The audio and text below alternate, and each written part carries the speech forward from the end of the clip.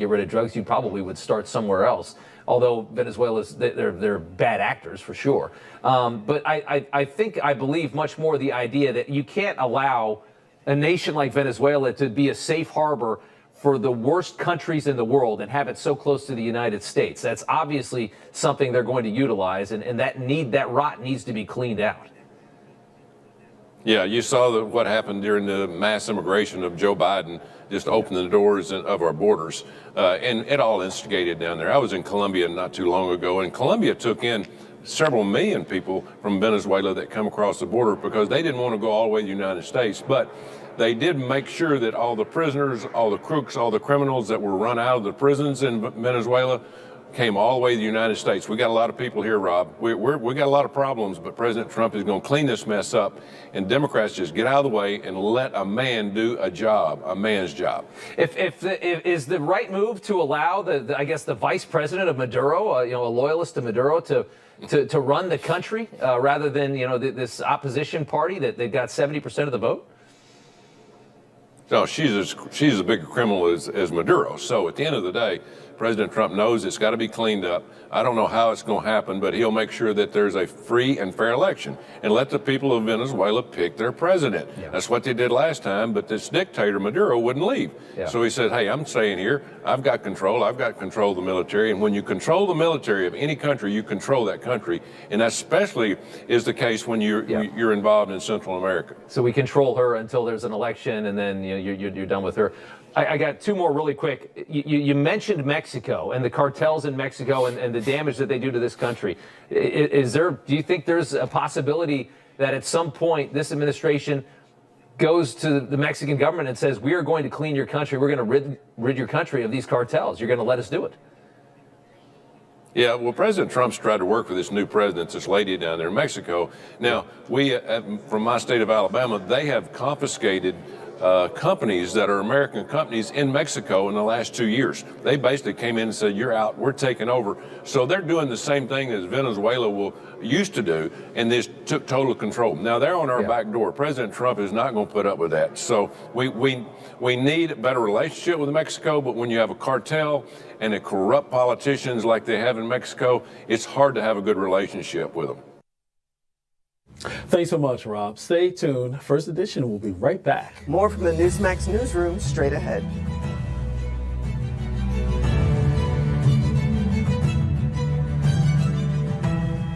He tells it like it is, with decades covering Washington and the really big stories. Ed Henry cuts through the noise and gives you the facts you need to know. Watch Ed on The Briefing tonight on Newsmax 2. We're back. If you've been injured in an accident that's not your fault and you don't have an attorney, listen up. We have legal professionals standing by to answer your questions and tell you what your case is potentially worth. Pick up the phone, call now.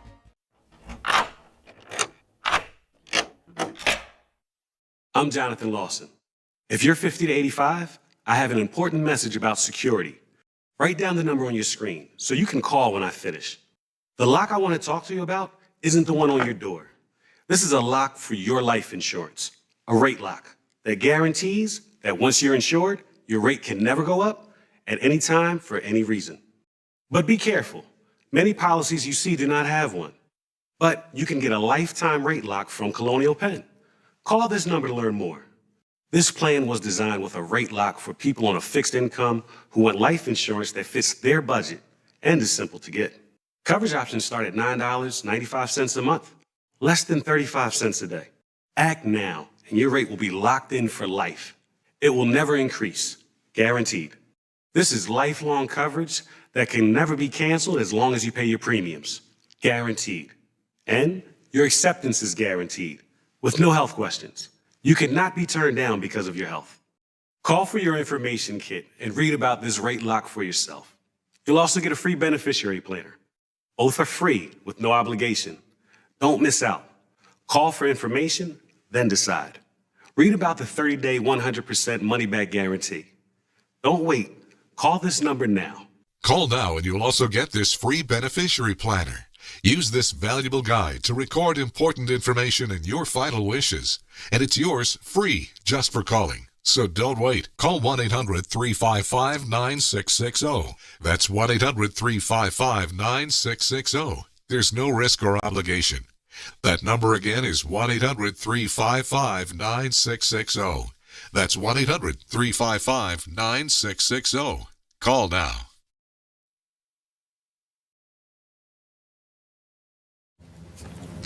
President Trump will be delivering remarks from the Kennedy Center. That's coming up in about 1 hour. Newsmax will take it live. Stay tuned, folks. And that'll do it for us today, this Tuesday morning. We'll see you bright and early tomorrow. News Now is... Experienced Middle East Bureau Chief Chris Mitchell brings you Jerusalem Dateline, weeknights at 9:30 on the Dove TV, encouraging and informative.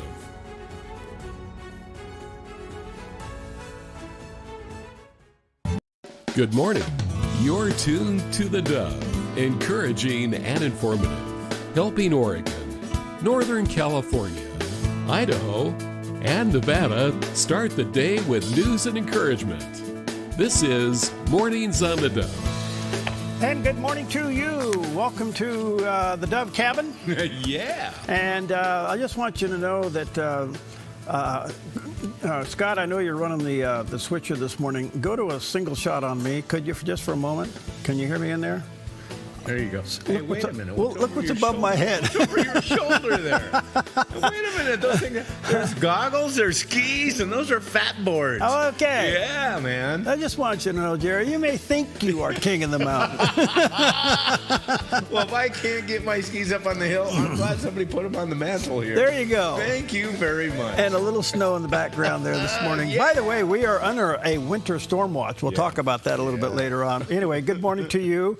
Happy Tuesday as we head down the first week of 2026. A lot in the news, there always is. It's usually something that Jerry will help us straighten it out. All right.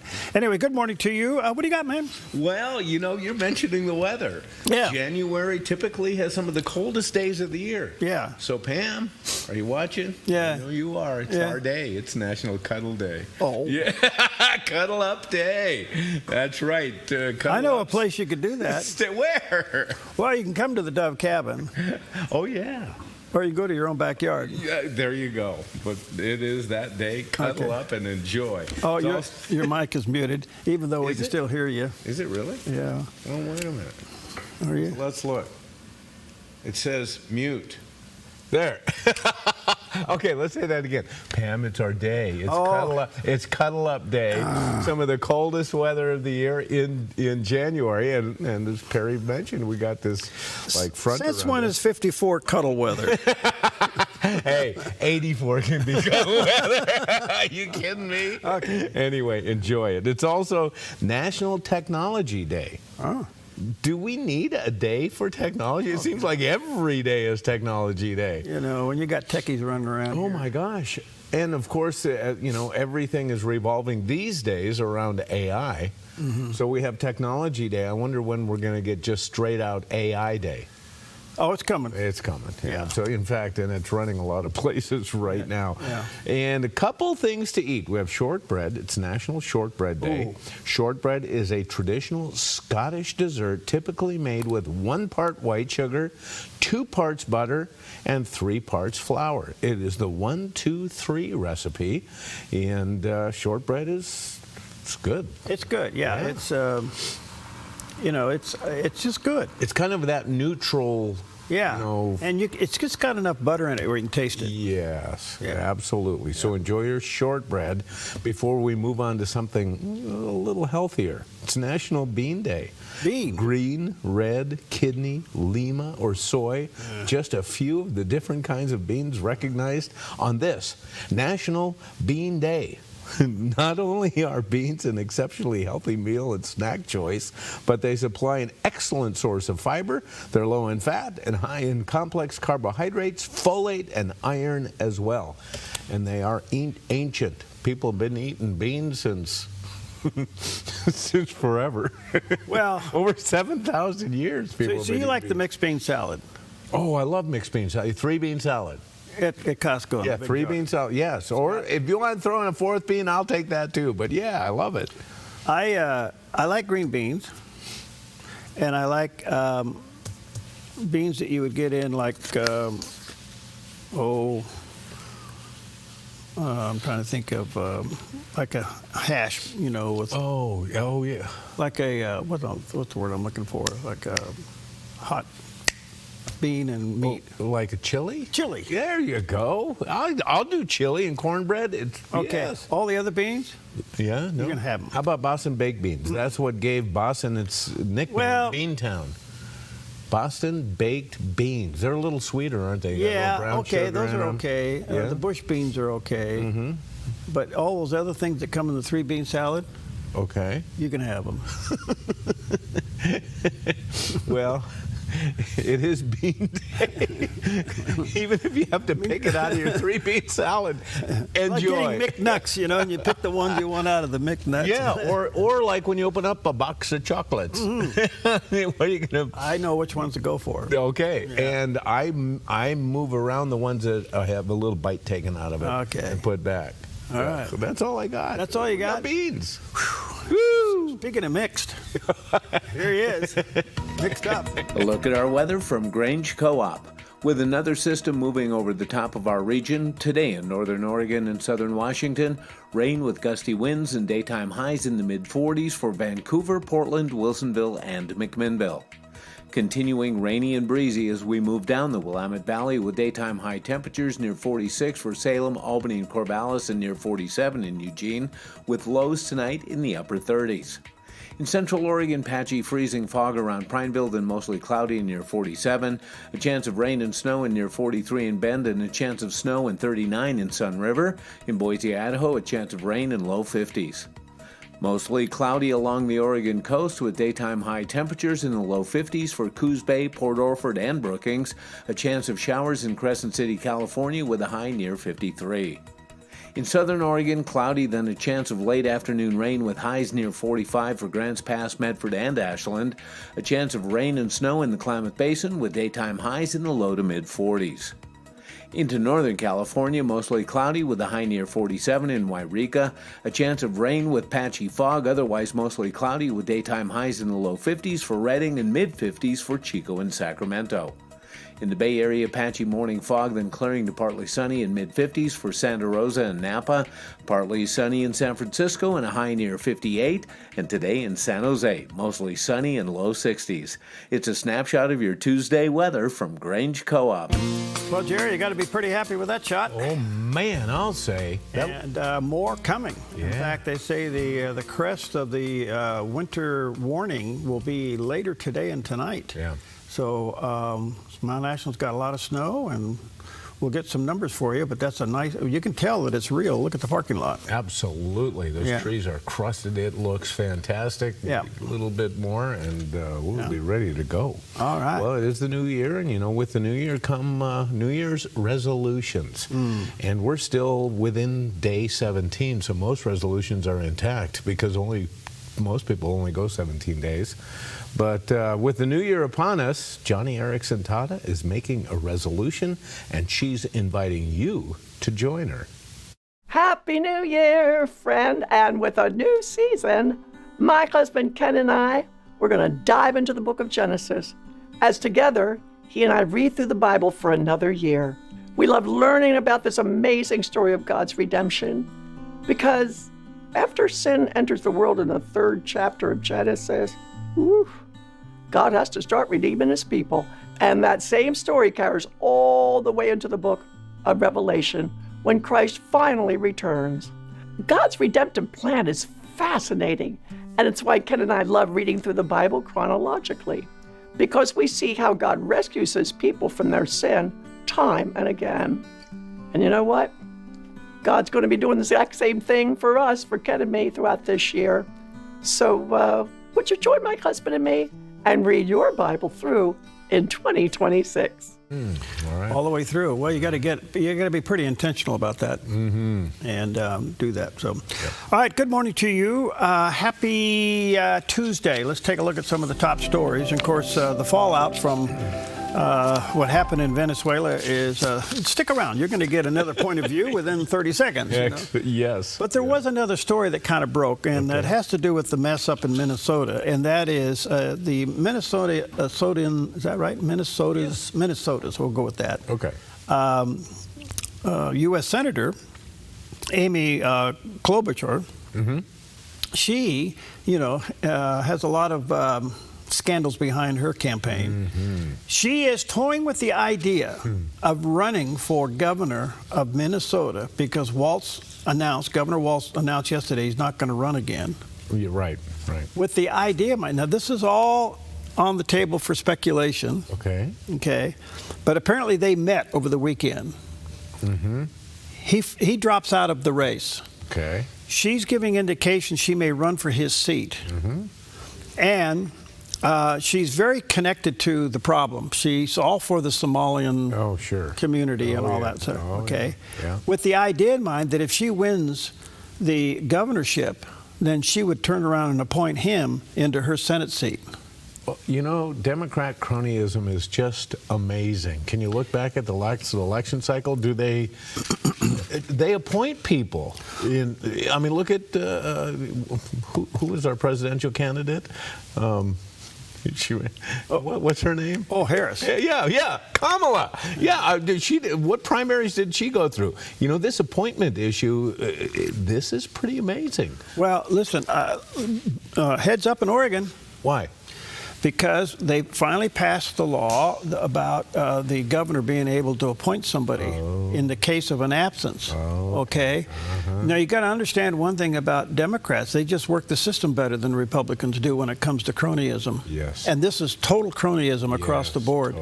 It wouldn't surprise me that we see a U.S. Senator in Oregon step out. And it's possible that the governor would appoint herself into that seat. Oh my gosh, really? Yes.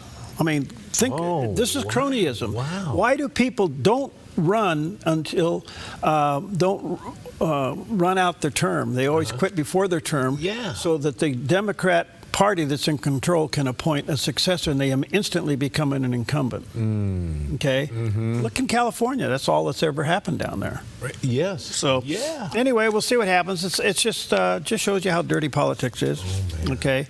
Well, the Democrats continue to turn on the president over Maduro, even though in the release of the White House pointed years prior to statements in which many of the same Democrats that are now speaking out against it approved his removal during the time that they were in charge, and they had a $25 million on his head.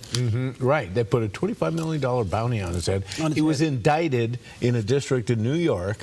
And by the way, there was sure a lot of silence. Do you remember when the Obama administration sent a team in to take out bin Laden? That was in a foreign country, in Pakistan. They didn't inform the country about it. They didn't go in and extract him and bring him to justice. They went in and assassinated him, and a few others went down with him. But there was no outcry then, was there? No. So the only thing I can say about this, the hypocrisy of the Dems right now is being exposed, and they're more for a dictator, and they're more for drug trafficking than we thought. So this is all political. It's raw, but it's backfiring on them because a lot of Democrats are saying, no, this is a good deal. Yes. Yeah, and so their base is falling apart on this. It seems as though the tone is changing from the new sworn-in president of Venezuela, the ex-vice president who was pretty defiant yesterday. The tone seems to be changing from her.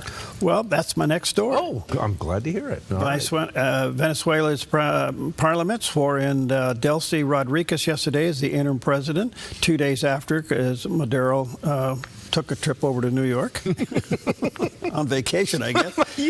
Anyway, she has indicated she will cooperate with Washington and took the oath of office during the ceremony during the National Assembly, telling lawmakers she was doing so in the name of Venezuelans. Okay, we don't know much about her. Now, the other woman that won the race previously, before the Maduro regime came into power, we don't know, but she apparently is going to cooperate. We'll see. We'll see. where this goes, okay? Does she have the fortitude?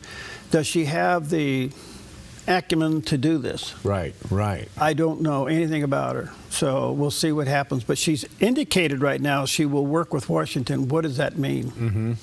One of the great stories that came out of all of this was just a couple of days ago. In fact, it was yesterday. That more and more people are seeing the president's strategy for the Northern Hemisphere. And there are three flies in the ointment. One was Venezuela, and he had every right to go in there and take this fugitive. Yeah. Okay. The Democrats are going to lose this miserably because they were for it until all of a sudden Trump did it. Until Trump did it, right. Yes. So now they're against it. Okay, Yeah. so number 2 is what are we going to do with Colombia? Yeah. And number 3 is Cuba. And you take those 3 countries that are in the Northern Hemisphere, and when you look at the 30,000-foot view of what the president is doing in protecting America first, Yeah, right. he's going after those 3. Yeah. And it was said yesterday that I didn't realize that Cuba was on the brink of just collapsing within itself. Yeah. So we'll Yeah. see where that goes. Well, it's interesting, too, because we see all this protest on the part of the left. You know, they're like, stay out of Venezuela and such. They seem to be ignoring the words of the most recent Nobel Peace Prize winner, the 2025 Nobel Peace Prize winner, who was the opposition leader in Venezuela, Maria Corina Machado, who is praising Donald Trump for his action. Yeah. So it's really interesting to see how the left reacts to this or doesn't react. They ignore it. Well, the other thing is the people are dancing in the streets in Venezuela at a level we've never seen before. It's bigger than it was in when they took down Saddam Hussein. Yeah, and you know what? I saw an article, they kind of compared this to the Berlin Wall coming down. Yes, I saw that one. Isn't that amazing? Yeah, it's pretty big. Wow. So the hypocrisy of the left saying that, you know, here the citizens are absolutely thrilled with this. Right. I thought they were for the people. But no, they're for dictators and drug thugs. There you go. So, and by all means against Donald Trump. Doesn't matter what well, that's it, you know. Right. I mean, they're going to condemn oxygen because he takes it in. Yes. It's just a matter of time. Yeah. All right, the other story is, this is amazing. And I have no idea where this is going, and I was trying to do a little research on this. I think I understand it better, and that is Secretary of War Pete Hegseth has now moved to strip Senator Mark Kelly's retired rank for his seditious role in the video that took place with him and 5 other lawmakers. Okay. Now, this is amazing. Now, why and how can this happen? Well, if you remember the video that Senator Kelly led with 5 other lawmakers that basically said this, and I'm paraphrasing, you members of the military disobey illegal orders. Right. Well, the problem with that statement is that told the military person, you are now the arbiter of what is legal and illegal. Yeah. Which is in itself sedition. Right. Okay. So he's being held up on sedition. So to ensure the action, Secretary Hegseth issued a formal letter of censure yesterday outlining the totality of Captain Kelly's reckless misconduct during the video. And the censure is necessary process as step 1 to place the captain's official and permanent military personnel record on file. Now, what can happen? He gets the letter of censure. It'll go to a military court where they'll review all of this. Okay. He could lose his captain rating in the Navy, which would reduce his retirement. Okay. All right. And here's something I didn't know. Kelly, even though that he is a Senator Kelly, even though he is a retired officer drawing military pay, then remains subject to Uniform Code of the Military Justice, including Articles 133 and 134. And you'd have to read those to find out. All right. So he is retired but still getting a salary. And the salary is dependent upon his rank. Okay, sure. So if they de-rank him, the retirement will go down, and his record now will have that in it plus censorship. Isn't that interesting? Okay. All right. Of course, he's screaming back, this is all political and everything else. But when's the last time you've seen a member of the military tell the military, past all of the grass, disobey your order? Right. Right. He needs to be called on this. Right. He didn't. Nobody identified any illegal orders during this. They left it very ambiguous, and like you said, it's like you decide what's legal and what's illegal. Not only that, but they didn't define what orders that were illegal. Exactly. So he got caught. Yeah. And he deserves to get caught. And this is really sad because he served the country. He was a captain. He was an astronaut. Right. His wife is an amazing lady that got shot in Tucson, Arizona. Their whole family story is pretty amazing. It is. And then he does this. Right. And I think it's when your power goes to your head. Drinking the Kool-Aid. Well, something. Maybe weightlessness got to him. And this really, I digress here, but you mentioned his retirement. Before I came in this morning, I just read an article about Joe Biden's retirement. Did you see that? Yeah, what happened with it? How come he got so much? Because he has served at multi-levels in the U.S. government since the 1970s, and his retirement comes from a number of different avenues of his service, and his retirement pay exceeds what he made as President of the United States. He is making $400,000 a year plus on retirement. His retirement. Well, listen, folks. Part of working for the government is one of the drawing cards. Well, that's true. Yeah. That's one of the drawing cards. Yeah. It's, you get this job and you serve your tenure, or you serve to the point where you are tenured, I should say. It's like PERS in a state job. Perfect. Yep. Absolutely. So. Yep. All right. Hey, happy Tuesday. What do we have today? Oh, we have shortbread and beans. You can have the beans. I'll take the shortbread. We'll be right back. You reach beyond heaven's glory to hang upon a cross. You reach beyond every border, counting all his laws. Since 1934, Grange Co-op has been more than just a store. We've been a cornerstone of our community, owned by people like you. We proudly offer top-quality farm and ranch supplies, including our own Rogue feed, as well as workwear, Western apparel, garden essentials, and pet care products. By signing up as a Grange Rewards customer, you not only enjoy exclusive benefits like special offers and 1% back on most purchases, but you also become part of something bigger, a cooperative that you own and help shape. Join Grange Rewards today. He's got the whole world in his hands, and he knows the plans for us. Above and beyond we could ask or imagine. His grace is more than enough. It's in his hands. It's in his hands. He's got the whole world in his hands. Come on, Steve.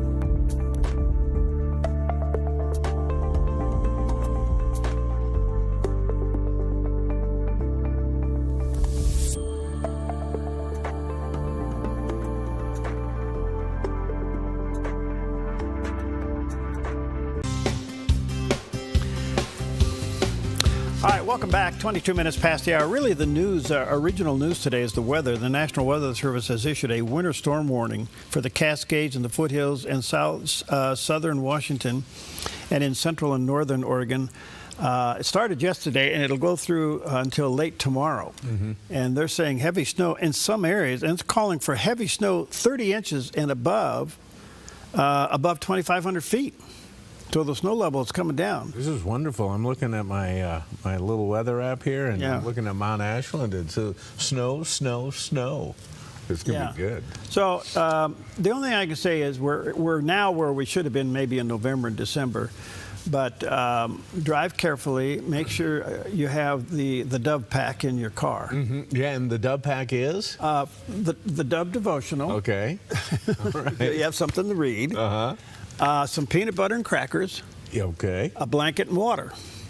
All right. That's the Dove pack. Yeah. And if you need this for your Dove pack, let us know. But have that in your car. Yeah. And probably a flashlight. Yeah, well, that would help, sure. You know what I got that's just really cool? What? I look crazy in them, but I love them. What? One of those head flashlight things. Oh, yeah. But I got one that has 3 on it. Oh. And then if you push the right button, they blink, you know? Yeah. So you could stand out in the middle of the road and stop a car. Pam and I each got a beanie headlamp for Christmas this year. Okay. So if it's cold out, you could get your warm air, and then you can still get your headlight on. Well, that's how I do the barbecue in the dark. I put this thing on and I'm out there barbecuing. Please, Peggy, take pictures. Please. You know, I got this thing out there. The dog's looking at me like that. You know, did you just land from Mars somewhere? You know, so you should have a flashlight, have the Word for You Today devotional, have some water, and some peanut butter and crackers and a blanket. Good if you're going to travel through the mountain passes. Be ready for it. All right. All right, that's what's happening. Take a look at the satellite image. Here's what's going on out there, and you can see it. The system over us right now, see it's kind of swirling around. Look which way it's going. Yeah. It's going counterclockwise. Right, yeah. So the clash between what's happening in California and happening above the state line is going to happen right over the top of us. So the Cascades are getting a good dumping. Yeah. You know, it's going to continue through We'll Thursday. see about the Siskiyous, but even so, the Siskiyous are predicted to get some pretty good snow. So. Yep, and at least through Friday. And then we'll see a clearing trend, and we'll keep an eye on it after that. I don't know about you, Perry, but I watched some sporting events, and sometimes 49ers lost to the Seahawks. I know. That's all I know. I know. I watched that too, and you know, I didn't have a dog in that fight. I did. But I know you did. And most of my friends are Seattle fans. Yeah, I know.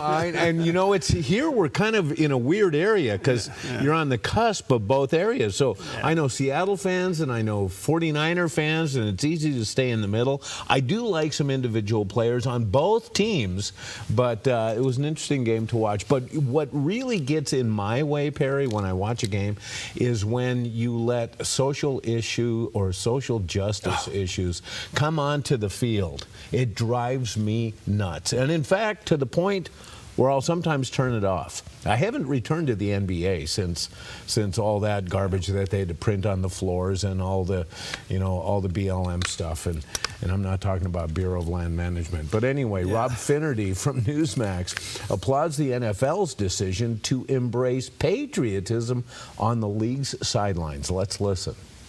We told you that the post-George Floyd end zone helmet sweatshirt virtue signaling with slogans and sayings that make absolutely no sense has to stop. End racism doesn't mean anything without telling people where this alleged racism is actually happening. Inspire change means nothing. It takes all of us sounds like the name of a really bad Disney movie. That's not a call to action. And my favorite, support unity. Support unity for what? Between who? But this weekend, all of that changed. 2 days after bringing this up on the show Friday, the NFL suddenly became patriotic. Just 48 hours after our reporting, NFL sidelines were littered with America 250 as the NFL trades in end racism for patriotism, which is a good sign, and we hope it continues. And we applaud the NFL for making that change. How about that?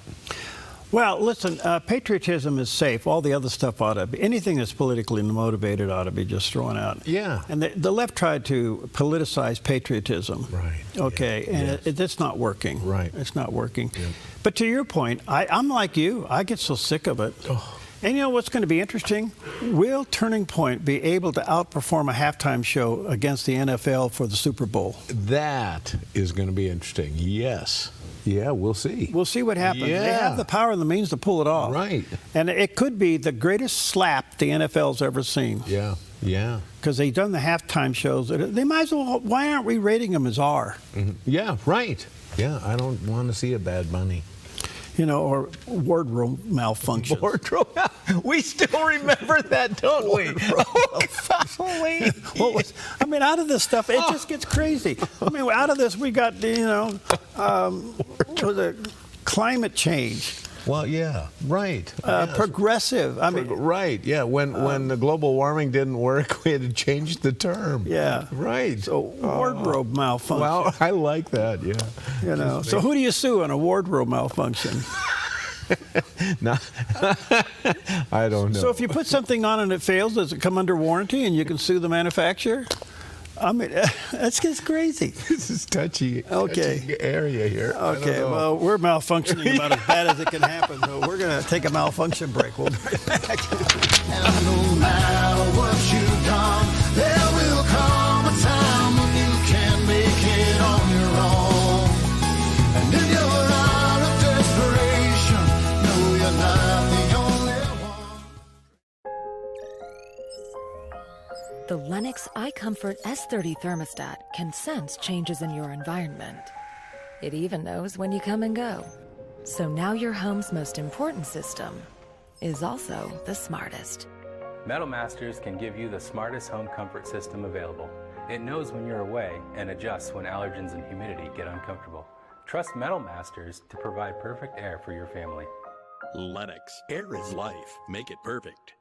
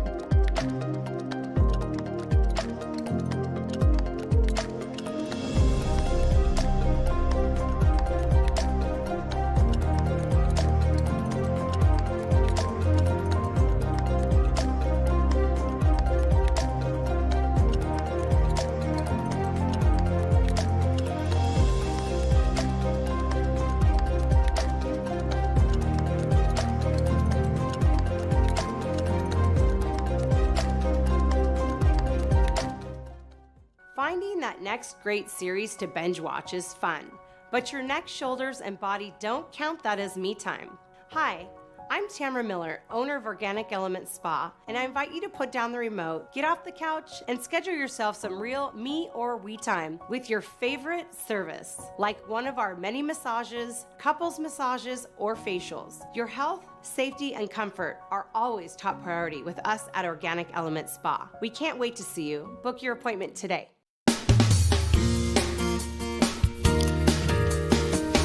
Well, welcome back. We should have recorded that conversation. We just had the most profound conversation during the break. It probably would have got us an A rating somewhere. Absolutely. We could have closed the show and gone home. I mean, that would have been it right there.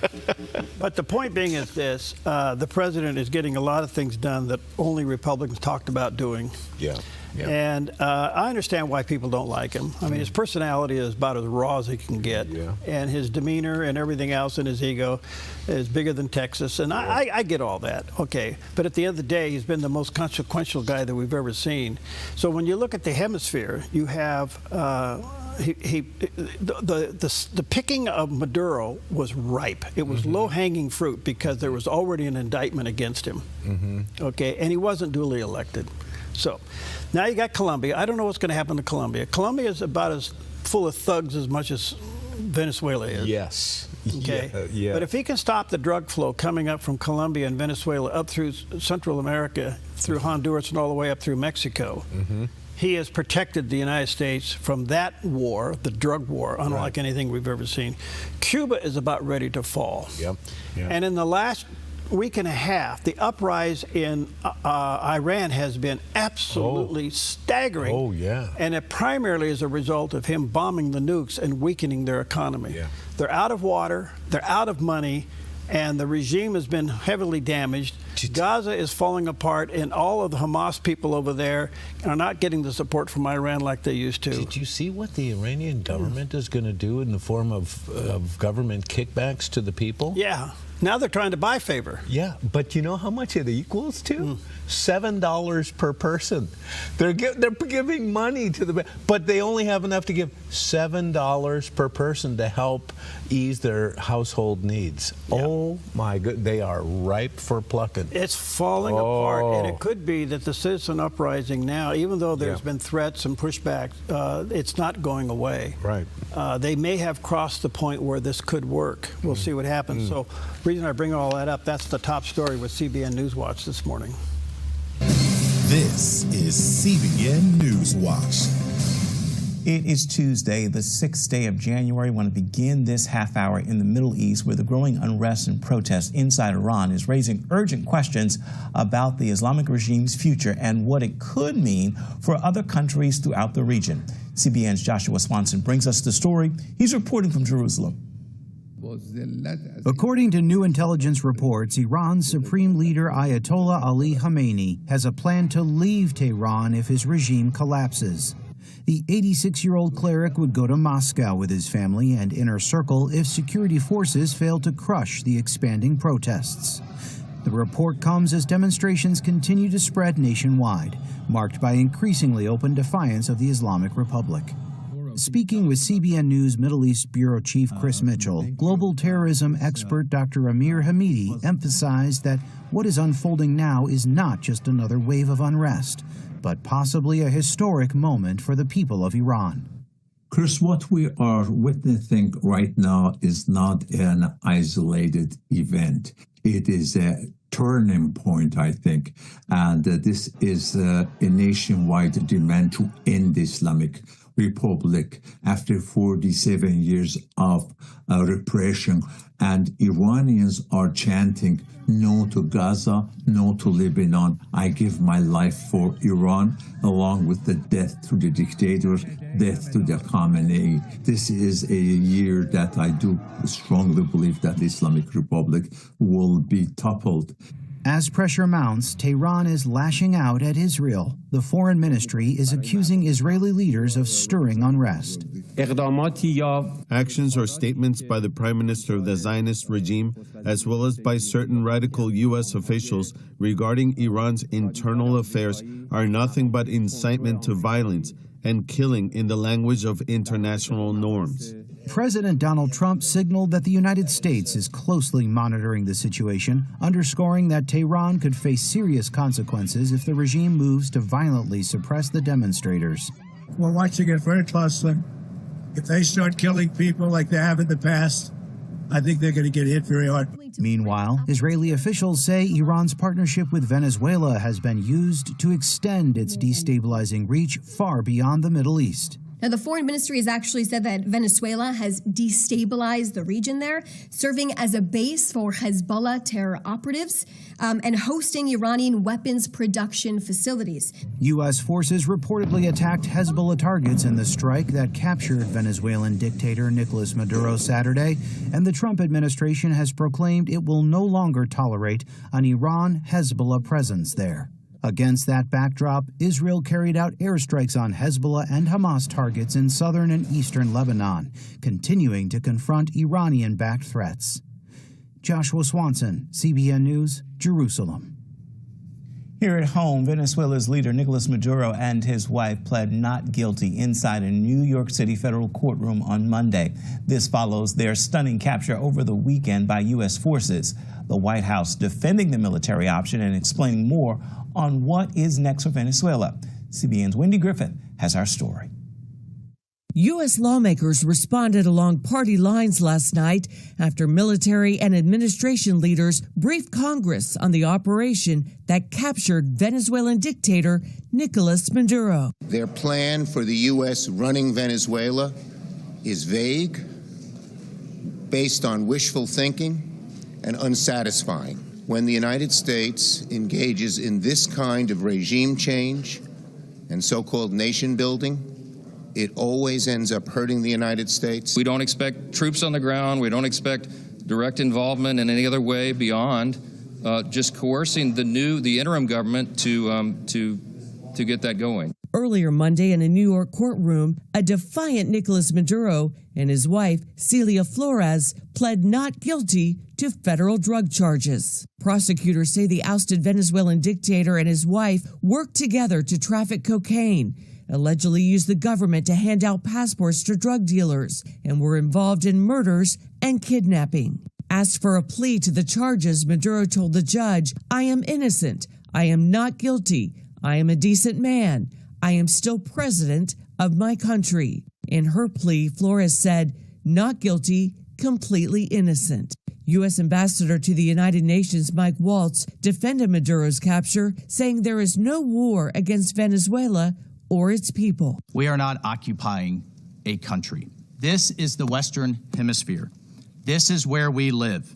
And we're not going to allow the Western Hemisphere to be used as a base of operation for our nation's adversaries and competitors and rivals of the United States. New video from Saturday's early morning raid in Caracas shows U.S. warplanes hitting Venezuela's military sites and knocking out power to parts of the city. The White House justified the military operation, and President Trump saying the U.S. is now in charge of the South American country of 31 million people. This as Maduro's vice president, Delcy Rodriguez, was sworn in as interim leader. Rodriguez is a staunch defender of Maduro's socialist government, whom he nicknamed the Tigress for her toughness. Well, a lot to still work its way out. Yeah. I love to watch the people and their predictions. You know, and the Democrats are on talking point. You have to give them credit. I don't know who writes their talking points, but they're all saying the same thing. This is nation building. This is regime change. Right. This is da da da da da da. And I guess you would expect that. I was watching some of the legacy media, and I'm thinking, boy, you guys really work at this, don't you? Yeah, well, they get the talking points from the Democrat Party, and they all read from the same sheet. It's mind-boggling. Yeah. But I read ratings, national stuff. You know, it's what we do here. At least that's what I do here. And you can take all of them. And I don't know why MSNBC changed to MS now. Right. Okay. Right. We got CNN, ABC. ABC is really turning on the president. CBS has already turned on the president, in spite of the fact that he sued them and won. Right. Or they settled. Yeah. They still go after him. Okay. NBC is flopping around out there. They're kind of in and out sometimes. But when you put all those ratings together, and it doesn't even begin to touch Newsmax and Fox. And you know what? That really means something these days. Yeah. It does, because the legacy media used to rule as far as information disbursement. They're just louder but a smaller crowd. Exactly. The only thing I could say is the other thing is that I talked to a lot of political consultants, because I know them, you know, some things in the past. And I keep telling them, I said, you know, you guys are still thinking conventional political wisdom. There is nothing conventional about what's going on. Yeah. And if you're going to try to plan somebody's campaign in the old school, you're going to get left alone. You need to read the tea leaves here. It's different. I'm telling you, you should be consulting. No. Yes, you should.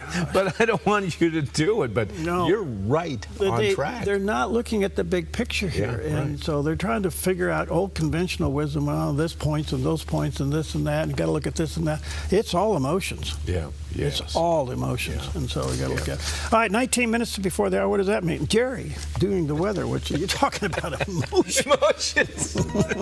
A look at our weather from Grange Co-op. With another system moving over the top of our region, today in northern Oregon and southern Washington, rain with gusty winds and daytime highs in the mid-40s for Vancouver, Portland, Wilsonville, and McMinnville.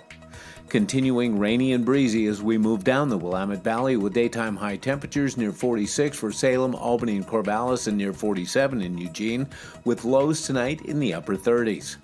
In central Oregon, patchy freezing fog around Prineville, then mostly cloudy and near 47. A chance of rain and snow in near 43 in Bend, and a chance of snow in 39 in Sun River. In Boise, Idaho, a chance of rain in low 50s. Mostly cloudy along the Oregon coast with daytime high temperatures in the low 50s for Coos Bay, Port Orford, and Brookings. A chance of showers in Crescent City, California, with a high near 53. In southern Oregon, cloudy, then a chance of late afternoon rain with highs near 45 for Grants Pass, Medford, and Ashland. A chance of rain and snow in the Klamath Basin with daytime highs in the low to mid-40s. Into northern California, mostly cloudy with a high near 47 in Wairika. A chance of rain with patchy fog, otherwise mostly cloudy with daytime highs in the low 50s for Redding and mid-50s for Chico and Sacramento. In the Bay Area, patchy morning fog, then clearing to partly sunny in mid-50s for Santa Rosa and Napa. Partly sunny in San Francisco and a high near 58. And today in San Jose, mostly sunny and low 60s. It's a snapshot of your Tuesday weather from Grange Co-op. And there's Jerry's backyard. Woohoo! And it's blowing. It's blowing up there. Oh, my A lot goodness. of snow at the top of the hill this morning. We'll keep you posted. Just, it's fine. Blow all you want. Just don't blow the snow off the hill. There you go. There you go. All right. Well, I got some aviation history. Ooh. It was on this day in 1942. Aviation history was made when Pan American Airways became... The journey was... Hey, wait a minute. Hold on. Shut that guy up a little bit. Yeah. They became the first commercial airline to complete a flight around the world. Not that one. Okay, we got some problems here. Amy Klobuchar. Okay. No, that's not. She doesn't look like a Pan Am pilot to me, but anyway. You know why I like Pan Am? Why do you like Pan Am? I want a piece of an airplane off of a Pan Am airplane or memorabilia. All right. I want the official thing. Okay. PAA. Oh. That's my initials. Yeah, what's your middle name? It's a nice name. But here's interesting. There was an old Ford tri-motor out here. Oh. And it was one of the Pan American Airways' first planes. Really? And it's at the museum up in the Dalles. And it was coming through the airport here, and it was parked out there. And I ran out there. Oh, wow. And I could probably send the picture. I think I have it on my phone. I can send the picture to the control room. They got a picture of me standing next to it, and there it is with the PAA with the wing. No kidding. Painted on the side of it. I love it. Oh, man. Yeah, so. I want to ride on one of those. All right, we'll come back to that. Yeah. But it was quite a flight, though. Wait till you see it. Pan American Airways. Yes. All right, Jonathan McKee from Focus on the Family shares parenting advice on letting kids grow up and learning the consequences of their action. Were you a helicopter dad? Oh, no, we didn't do that. You let them hit their head? Oh, absolutely. Fall off the bike? Oh, they bled. Okay. Yes. Okay, let's see. Do we have this? As our kids grow into adolescence and become teenagers, they are just vying for independence, And the thing that's so hard is as parents, no matter what we do, very often, we can walk in and say, oh, it's a beautiful day. Well, actually, not really. I've had better. They want to just argue with everything you say, and you're like, what is wrong with you? And this is, any parent of a teenager knows. It's the most humbling experience ever being a parent. We are so stupid and they are so smart, and to live with such geniuses in the house is so rough. And it's hard because as a parent who knows better, there's times, and that particular instance, my daughter was walking down the stairs and it's January, it's freezing outside. And I said, apparently the most cruel words you could ever say as a parent. I said, "Where's your coat?" and that just started it right there, because she was like, I don't need a coat. Yeah. She literally, she was, I don't need a coat. And I was like, hey, there was frost on all the cars outside. You could see your breath. The cat is frozen solid on the back lawn. Get your coat. And it started World War III. Because I thought to myself, this is one of those things where I'm just going to put the foot down. This is the hill to die on. Uh-huh. And looking back, that's one of those moments where I'm like, Jonathan, let it go. It's a coat. What's the worst that's going to happen? She's going to go to school. She's going to be so cold that she's going to realize, I really should have brought a coat today. And if we can learn to spot these moments, we'll think ahead and we'll ask ourselves, okay, honestly, is this some, moral value that she's violating here, not wearing a coat? Or a life and death issue? So often, these are things that they actually could learn on their own. And I can't tell you how many parents that I surveyed, they came back and they said, I wish I would have let my kids feel the consequences of their own behavior more. That's pretty cool. Or you could do what Bill Cosby used to say. And that is? I brought you into this world, I can take you out. We'll be right back.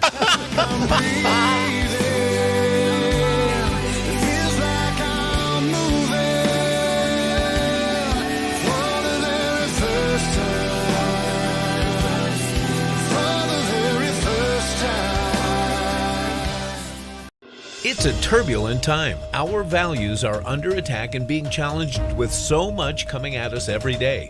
Focus Today with Perry Atkinson helps you sort it out to bring you hope and encouragement so you can stay alert. But I can't find the crime. I've been doing this for 60 years. Focus Today, every weekday, an in-depth look and conversation with experts who have a finger on the pulse of what's going on in America and the world. Anticipating a strike by Iran. Focusing on the day's events. Democrats have weaponized our entire government. Perry Atkinson asks the questions that you want to know. What's your take today, these many years later? It's an hour you need to strengthen your faith and stay informed on the urgent issues coming at us. For a time such as this, Focus Today is an important hour you need to see. Watch Focus Today weekdays on theDove TV. Encouraging and informative. See past episodes and more at theDove.us.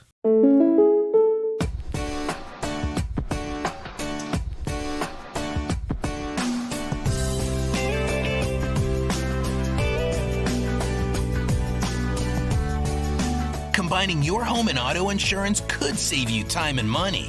And who doesn't like that? Want surprisingly great rates on auto, home, and life? Now's the time to call State Farm agent Rory Wold in Medford. Like a good neighbor, State Farm is there. I'm Susanna, and I contracted KA Designs to do custom cabinets throughout my house. We chose a really beautiful maple wood that really creates like a nice airy space. Everything was custom, and it was really cool because I got to literally see it come to life in person. We love to entertain, and we have a large family, so everything came together perfectly, exactly what I wanted. I highly suggest KA Designs if you're looking to design your dream house. Go check them out in their showroom. You will not be disappointed.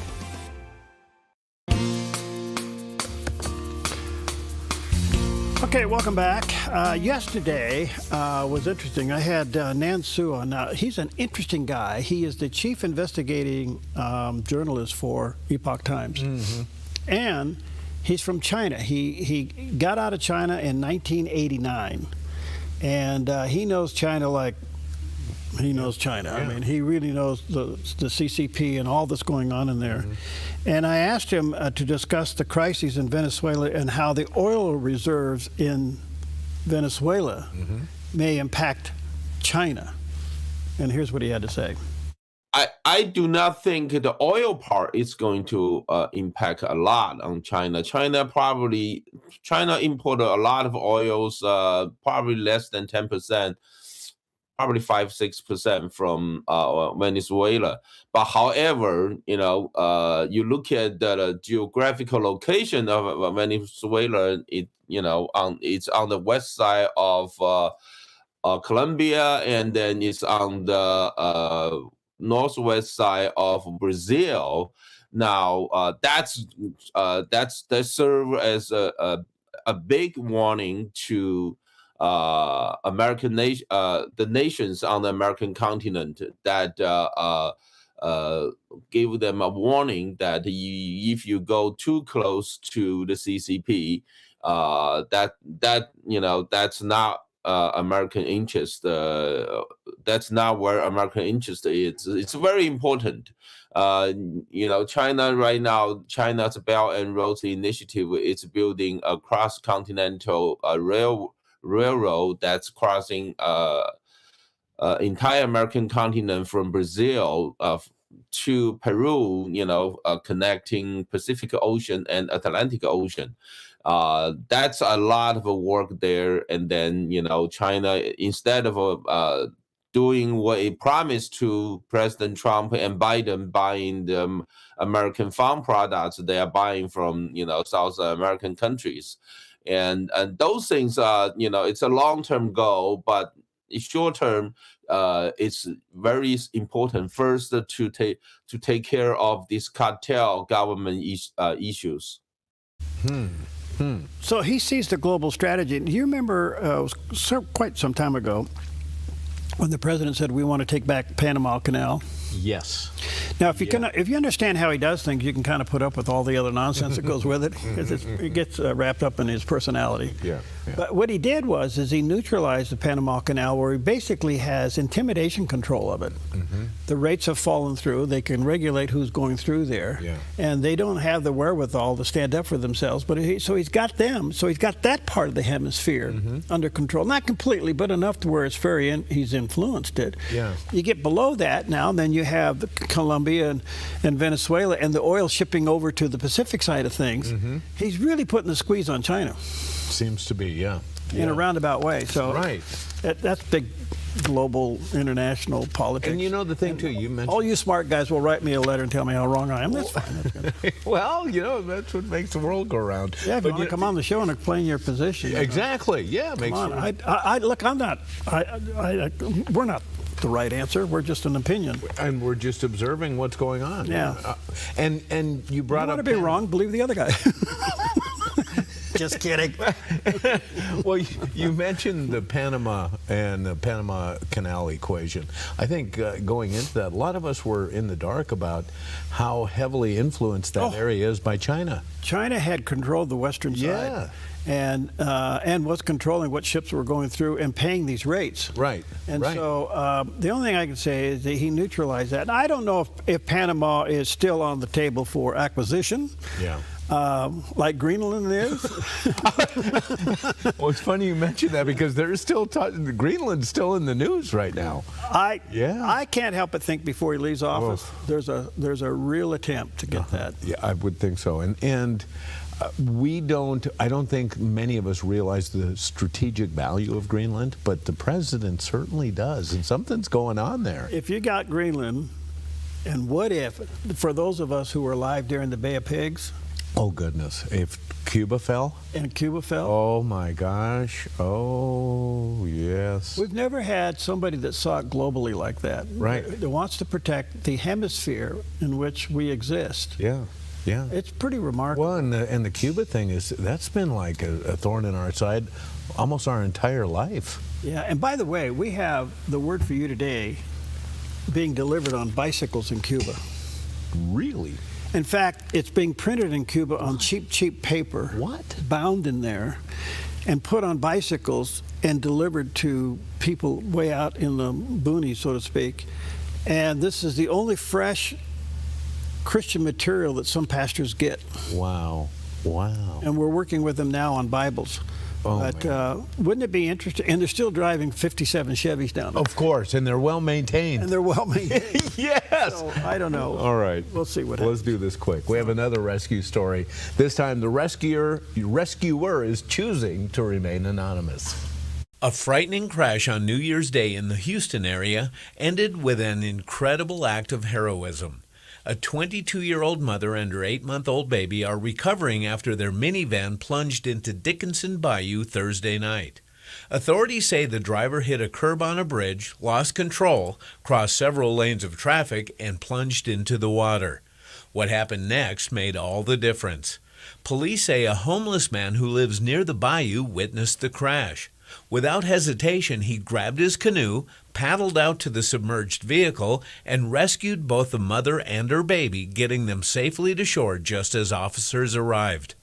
Both were taken to the hospital as a precaution and have since been released and are expected to be okay. The Good Samaritan chose to remain anonymous, but police say his quick, selfless actions saved lives. All right. Good stuff. Yeah. All right, take Lamentations 3:22 and 23 with you. Listen to this. The steadfast love of the Lord never ceases. His mercies never come to an end. They are new every morning. Great is our faithfulness. Amen. You got a fresh batch to work on today.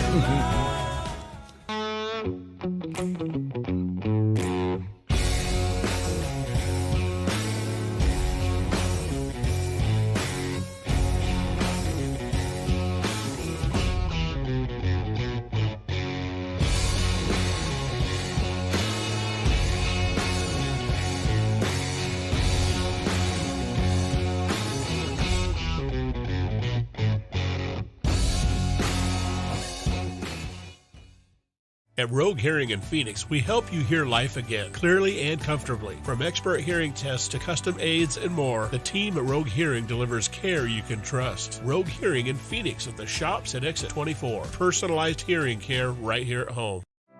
They did scans and tests on him and said that he had received a concussion on the right side of his brain.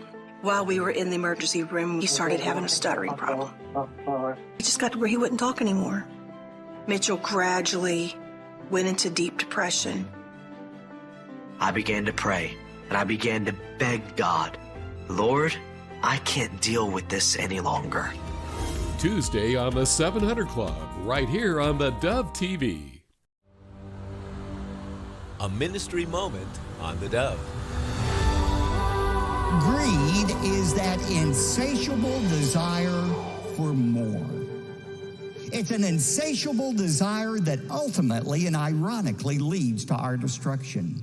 Think about a shipwrecked sailor out on a lifeboat in the middle of the ocean. He has no fresh water. The sun is beating down upon him. He is dying of thirst. So what does he do?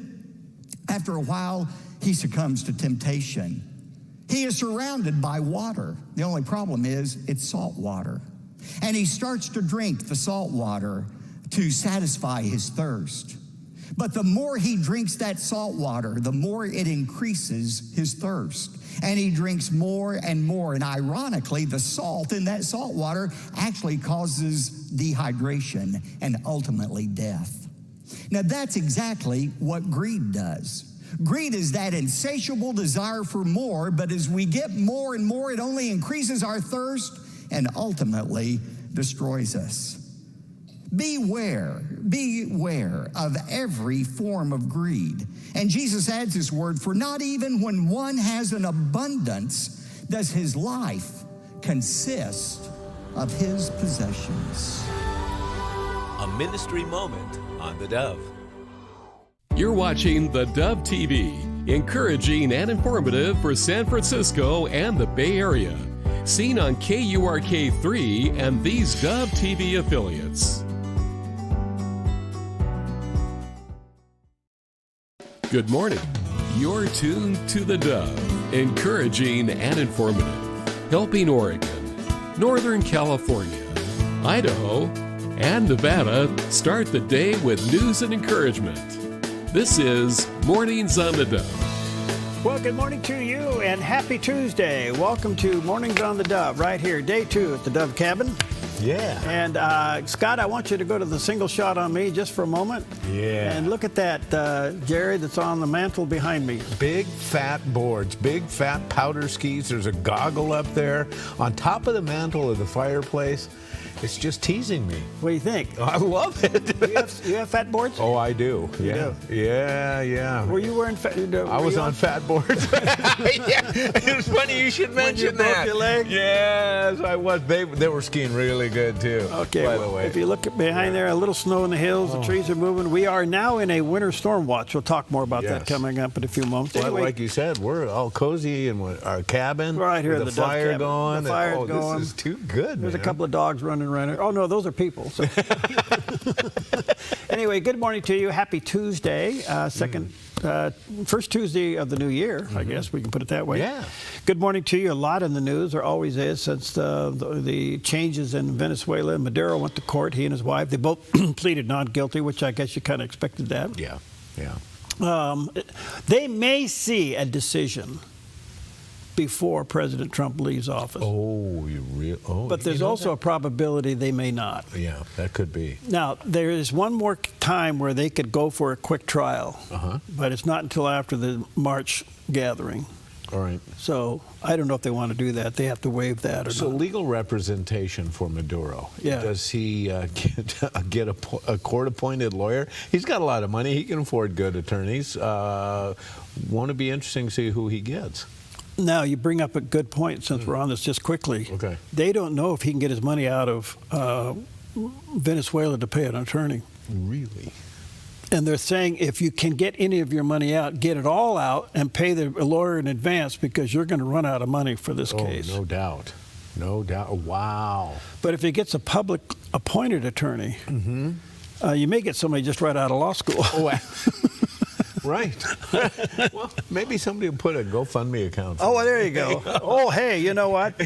Don't put it past the left. Oh, no doubt. Anyway, good morning to you. Happy Tuesday. A lot in the news, as you can tell. We are under a winter storm watch. We'll give you more details on that. Anything special today? Well, especially with what you have just mentioned, a winter storm watch. It is that time of year.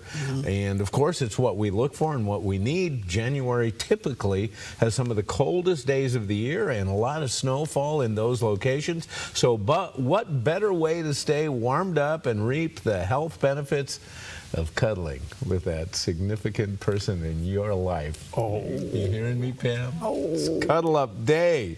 Yeah, a whole day just to cuddle up. It's also it is also National Technology Day. And I was like, wait a minute, do we need a technology day? It's like technology year. It's like technology decade. Everything is going so fast these days. All right, Papa, let me tell you what to do. Okay, please. Call your grandkids. They'll figure it out for you. Oh, isn't that the truth? Oh, my goodness. And when it comes to technology, of course, everything's going to AI. AI. Well, AI has just been discovered. It's been around for quite a while. It has. I think what's surprising is not only have we just kind of rediscovered it, but the extent at which it's now going. Yeah. I think this is going faster than people anticipated. And like you said, though, we've had it for a while. We've been saying, hey, Siri, for a long time. Okay, so to that point, okay, I gave somebody an aha moment the other day. What? You and I talk a lot about, we talk about something and all of a sudden it shows up. Yeah, oh, all the time. Yes. You know how that happens? How? All right, you just said, hey, Siri. Yes. Siri's listening to you right now. I know. I know. Now, you can turn Siri off. Okay. Right. You can turn her off on your phone. Okay. And she probably won't be listening at the level she is now. Okay. Until you open that back up again and you start talking or you start texting. Yeah. Oh. So they're reading your text. Yeah. That's called analytics. Right. Okay, or the data gathering. Yeah. Yes. Okay. But if you have Siri on your phone and it's open all the time where you pick up your phone and say, hey, Siri, what color is blue? They're listening. Right. Right.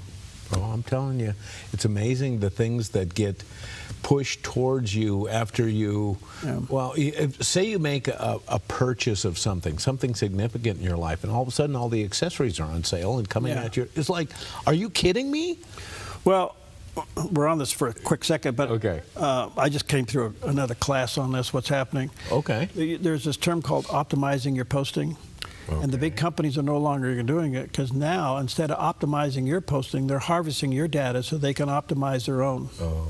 So if you go online and you start looking at shoes, okay, wham! Oh. Okay, you're full of shoe ads. Right. Okay, that is that source optimizing your interest to other people so they can sell more ads. Oh. It's the game. I say the game. It's the world that we live in. Yeah, it is. And you just hit it. The key word is optimizing. Yeah. Speaking of optimizing, it's National Shortbread Day. Optimize your shortbread consumption. It is a traditional Scottish dessert typically made with 1 part white sugar, 2 parts butter, and 3 parts flour. The 1, 2, 3 Double the recipe. butter. Double the butter. It can't be bad. Right. But yeah, I think we all like shortbread. Yes, we do. It's something that's... I like the shortbread cookies. Yeah, absolutely. And sometimes we like it better than the beans. I like beans too, though. It's National Bean Day. Green, red, kidney, lima, or soy. Just a few of the different kinds of beans recognized on National Bean Day on this January the 6th. They are not only exceptionally healthy, not only for a meal, but for a snack, but they supply an excellent source of fiber, low in fat, high in complex carbohydrates, folate, and iron as well. So beans, the magical fruit. Well, I like green beans. I like chili beans. Yeah. And maybe some of those barbecue beans. But the 3-bean salad or the 10-bean salad or whatever it is, you can have it. I love that. That is good. And how about Boston baked beans? The sweeter version of beans? Yes, yeah, they have honey in them. Molasses and molasses. That's what that gave Boston its nickname, Beantown. Yeah. And however you like your beans, today's your day. Enjoy it. All right, where's the guy that cuddles with his beans? A look at our weather from Grange Co-op. With another system moving over the top of our region, today in northern Oregon and southern Washington, rain with gusty winds and daytime highs in the mid-40s for Vancouver, Portland, Wilsonville, and McMinnville. Continuing rainy and breezy as we move down the Willamette Valley with daytime high temperatures near 46 for Salem, Albany, and Corvallis, and near 47 in Eugene, with lows tonight in the upper 30s. In central Oregon, patchy freezing fog around Prineville, then mostly cloudy and near 47. A chance of rain and snow in near 43 in Bend, and a chance of snow in 39 in Sun River. In Boise, Idaho, a chance of rain in low 50s. Mostly cloudy along the Oregon coast with daytime high temperatures in the low 50s for Coos Bay, Port Orford, and Brookings. A chance of showers in Crescent City, California, with a high near 53. In southern Oregon, cloudy, then a chance of late afternoon rain with highs near 45 for Grants Pass, Medford, and Ashland. A chance of rain and snow in the Klamath Basin with daytime highs in the low to mid-40s. Into northern California, mostly cloudy with a high near 47 in Wairika. A chance of rain with patchy fog, otherwise mostly cloudy with daytime highs in the low 50s for Redding and mid-50s for Chico and Sacramento. In the Bay Area, patchy morning fog, then clearing to partly sunny in mid-50s for Santa Rosa and Napa. Partly sunny in San Francisco and a high near 58. And today in San Jose, mostly sunny and low 60s. It's a snapshot of your Tuesday weather from Grange Co-op. Isn't that pretty? Oh, yeah. That's Mount Ashland, covered with snow. Oh, my goodness. That's beautiful. We haven't seen this yet this year. No, that's it. That's the one we've been looking for the last 2 months. Yep, hoping to see more. I looked yesterday afternoon, and there were a whole line of cars in the parking lot. I believe it was employees checking in. I don't know if they're going through some early maneuverings to get that place ready to go. I also saw one of the snow, snow machines out there moving snow. So obviously there's some rumblings going on. And you know it's cold because it's really thick on the trees. Yes, absolutely.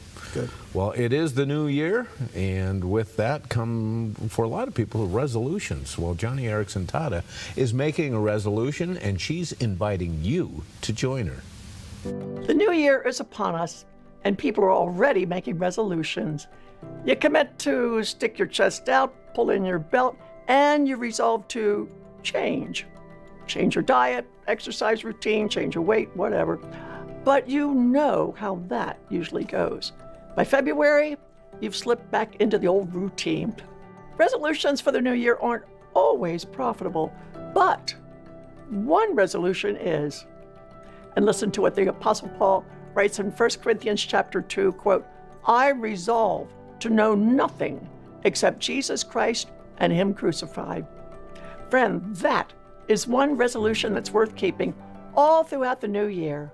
So as we begin a new season, make Paul's resolution your own.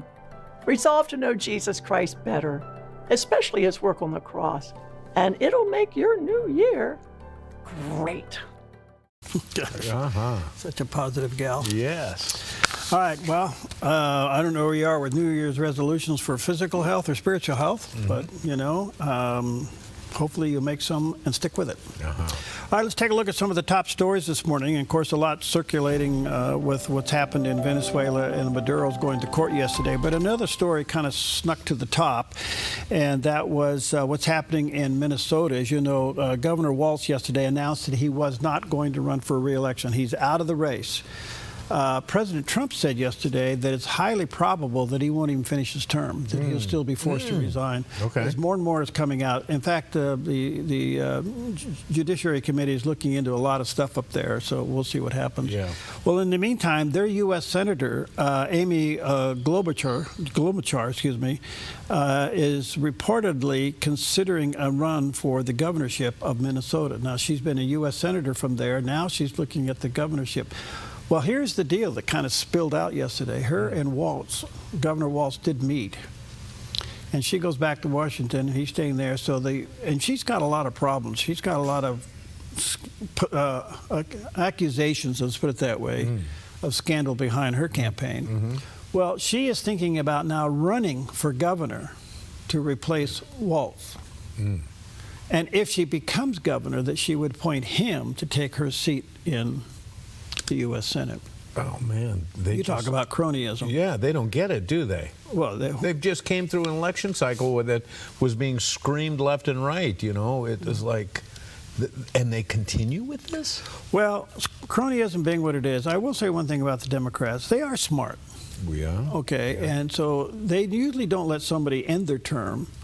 They try to make it so the person retires before the end of the term. So if the governor is a Democrat, they can appoint somebody. They're pretty smart at that, and they do a good job at it. I say good job. I mean, they're pretty active. And this would be one step above this, where it's actually prearranged for this to happen. Yeah. But if Governor Walz goes out the back door before the end of his term, if he's forced to resign, the reason will be, or the question will be, what's he resigning for? Well, it's because of the scandals. Well, that's not what he says. Yeah. He says he's resigning because of an attack from the right, including a right-wing MAGA YouTuber. Yeah. Yeah, Nick Shirley.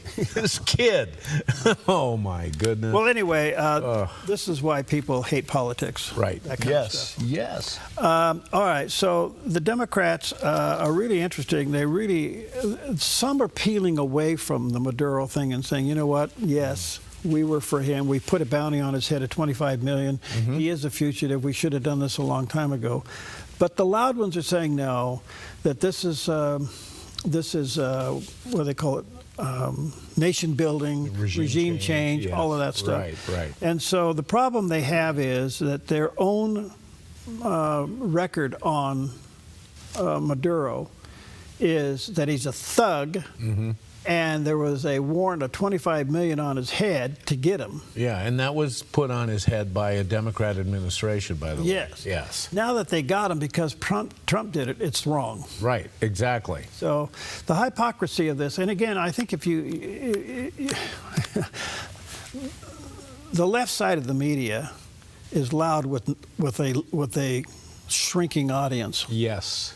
Yes. So I think Americans see through all this nonsense. I think so too, and especially, you know, we saw this leader indicted in a New York court, I don't know how many years ago. Everybody is pretty much on page as far as what his narco-terrorism is involved in, drug dealings. Did you know one of the only left-leaning organizations that denies he's involved in these drug nefarious activities? The UN. Oh, the UN. The UN. Well, look, it is what it is. People are seeing through the nonsense and the hypocrisy of it. The left covers have been pulled off. They're falling apart like crazy. Yes. The only thing I can say is that because Trump did it, somehow it's wrong. And so, but it has shaken the world, not just the region, but the world.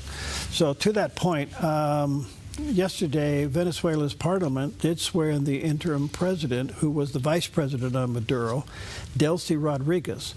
She was sworn in yesterday, 2 days after Maduro's trip to New York for vacation, I guess. Trip to New York. Oh, man.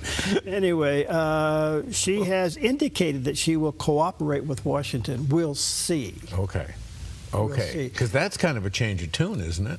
It is. Yeah. But she's got problems, and that is a lot of the Maduro appointments are still in place, military on down. Sure. Yeah. Does she have the fortitude to replace these people? Right.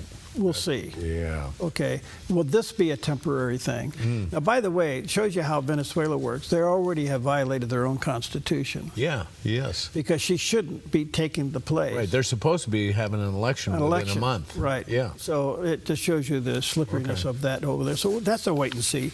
This next story is fascinating to me. Secretary of War Pete Hegseth has moved to strip Senator Mark Kelly's retirement rank for his seditious video urging military disobedience. Now, if you remember Senator Mark Kelly, he's from Arizona, interesting guy, former astronaut, captain in the Navy. Yeah. He got caught up in the Trump syndrome and with 5 other people and did a video urging members of the military to disobey illegal orders. Well, a couple things here is that what he's basically saying to the military is, that you're the arbiter of what's legal and illegal. Right. Which would put your own commander in question. Yeah. So it's a seditious rank and move, and I'm surprised he even did. I watched the video several times. It was very clear what he was saying. Yeah. So the way the procedure goes is that Secretary Hegstad sends a formal letter of censure to Captain Kelly, Senator Captain Kelly. I don't know how you put those together. For reckless misconduct, and then therefore he is set under military watch and scrutiny and possible trial. And here's why. Because Senator Kelly is a retired officer drawing military pay.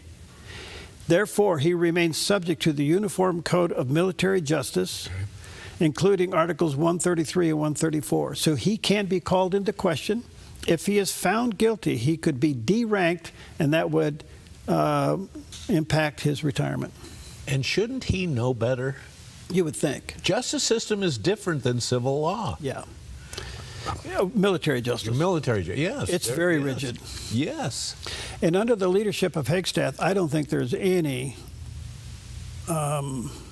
messing around. I think you're right. So we'll see where this goes, but there's a protocol. He has to send a letter of censorship. And of course, Kelly's already said this is political, da-da-da-da, and it goes on and on. But it does set the ball rolling to go into a formal investigation and a constant.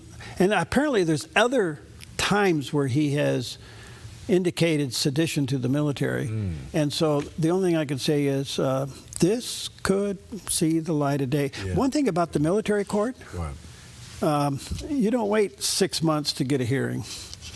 Oh. It's pretty rapid. Pretty quick. Yeah. So, you know what it reminds me of?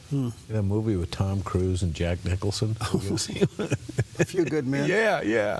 You can't handle the truth. You need me on that wall. Yeah. I just... Did you order a code red? Right, I did. Look, it's a great scene. It is. I can just watch that courtroom scene over and over and over again. I love it. You know, it's almost as good as what's the other one? Tombstone. Yeah. Oh, yeah. And some of the shootouts. Yeah. Yes. But you can't handle the truth. Well, anyway, we'll see what happens. Right. How did we go from Kelly to? I'm sorry. We're way overdone. We'll be right back. Do you hear the cries that pour out from all the earth? Can your hands of glory reach down and heal the hurt of the broken?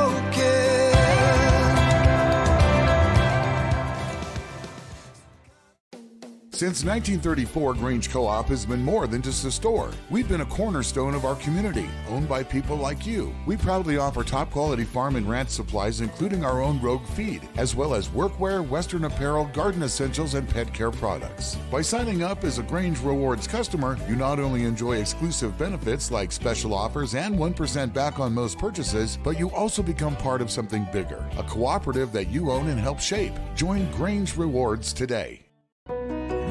Come fall in love with Northridge Senior Living, where contemporary, sunlit interiors meet old-world elegance. Walk through our lovely hallways and enjoy the fun staff-led activities.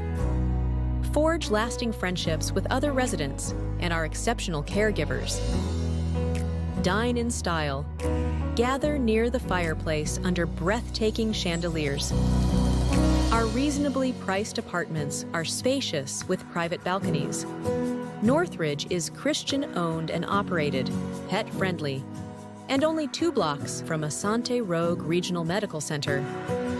On-site, in-home care is available. We also offer senior adult daycare, where your loved one can spend the day with us, and the evenings with you. Northridge Senior Living. Your home. You feel most alive where you feel most at home. And this is living. Bobcat, the company that changed the way the world works, is coming home with a quality compact tractor built to match your quality of life. This isn't work you have to do. It's work you get to do. So get it done in a tractor that's all you. See your dealer or visit bobcat.com.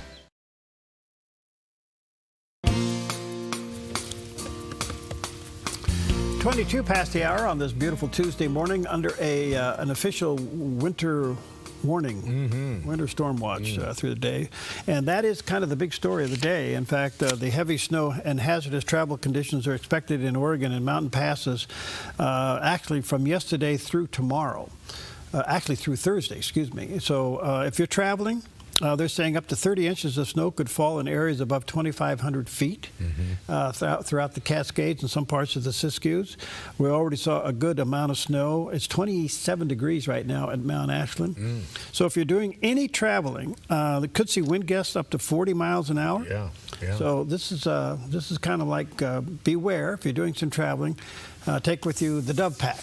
I love this. Tell us the Dove Pack. The Dove Pack is, well, there's Mount Ashland. Look at that. Look at, they're moving snow around the parking lot. You know that's a lot of snow. I love it. Look at that. They're pushing snow around the parking lot. Yeah. The Dove Pack is you have some water, you have some peanut butter and crackers, you have a blanket, you have the word for you today. All right. And probably should have a flashlight. Perfect. All right. And make sure that's in your vehicle. If you're going to do any mountain passing, you never know when you're going to get caught and you're going to get stopped. That's right. You may be fine, but the car ahead of you may not be fine and spins out and you're there. Yeah. Yes. And you mentioned a flashlight, too. Well, these days we all have flashlights, don't we? Yeah, you got this. Yeah. But that's on a battery life, too. So well, that's true. Yeah. Now, I got one of those little headlamp things. Yeah, I love those. And I'm barbecuing with them. It drives my dog crazy.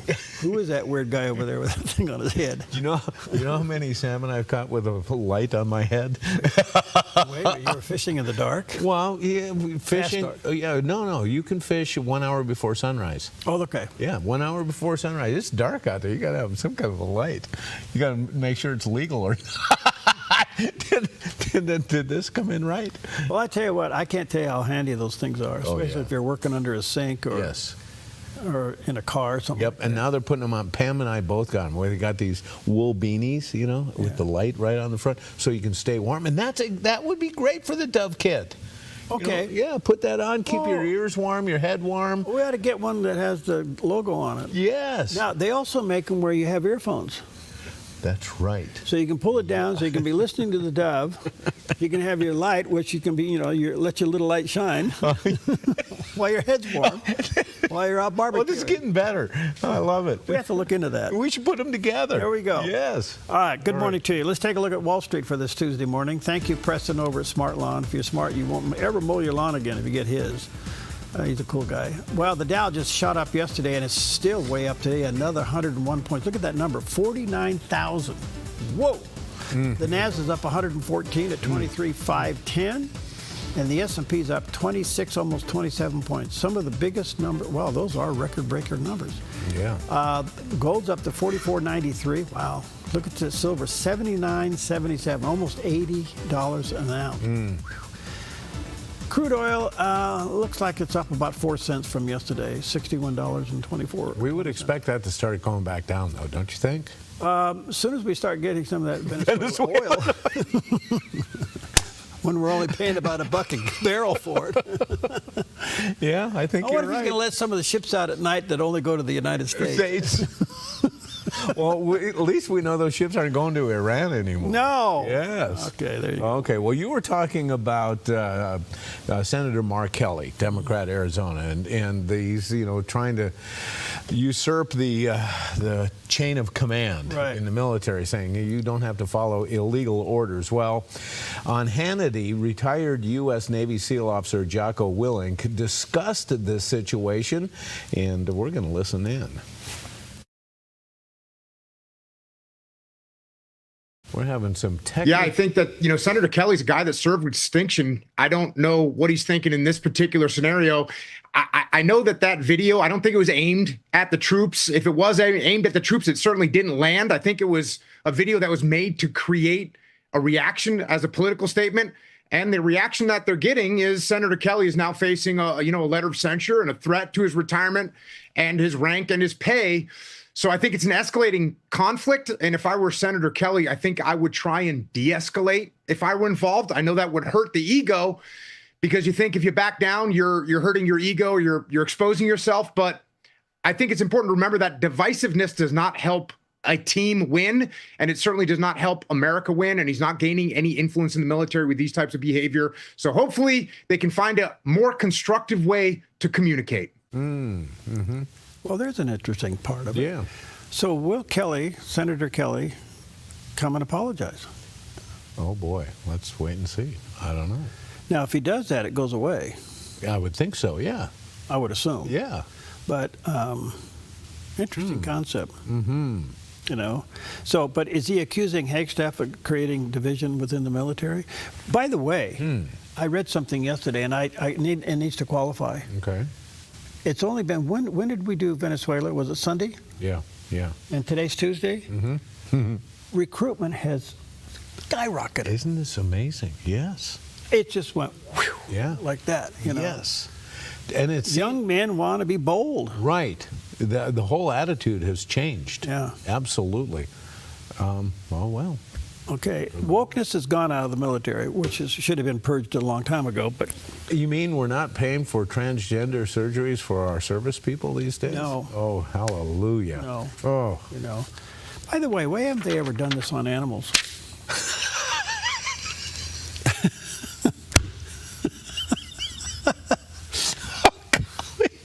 Why only humans? Do you have to ask the obvious? I was like, oh, that is profound. We'll be right and back. That's wonderful. We'll be right back.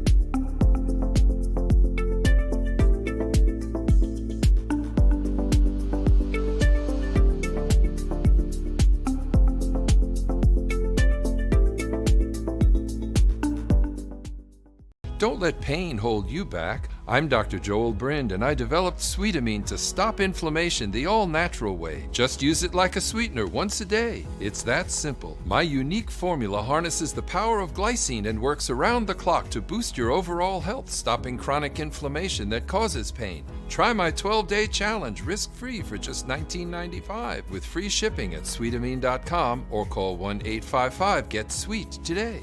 Relief has never been so sweet. The Lennox iComfort S30 thermostat can sense changes in your environment. It even knows when you come and go. So now your home's most important system is also the smartest. Metal Masters can give you the smartest home comfort system available.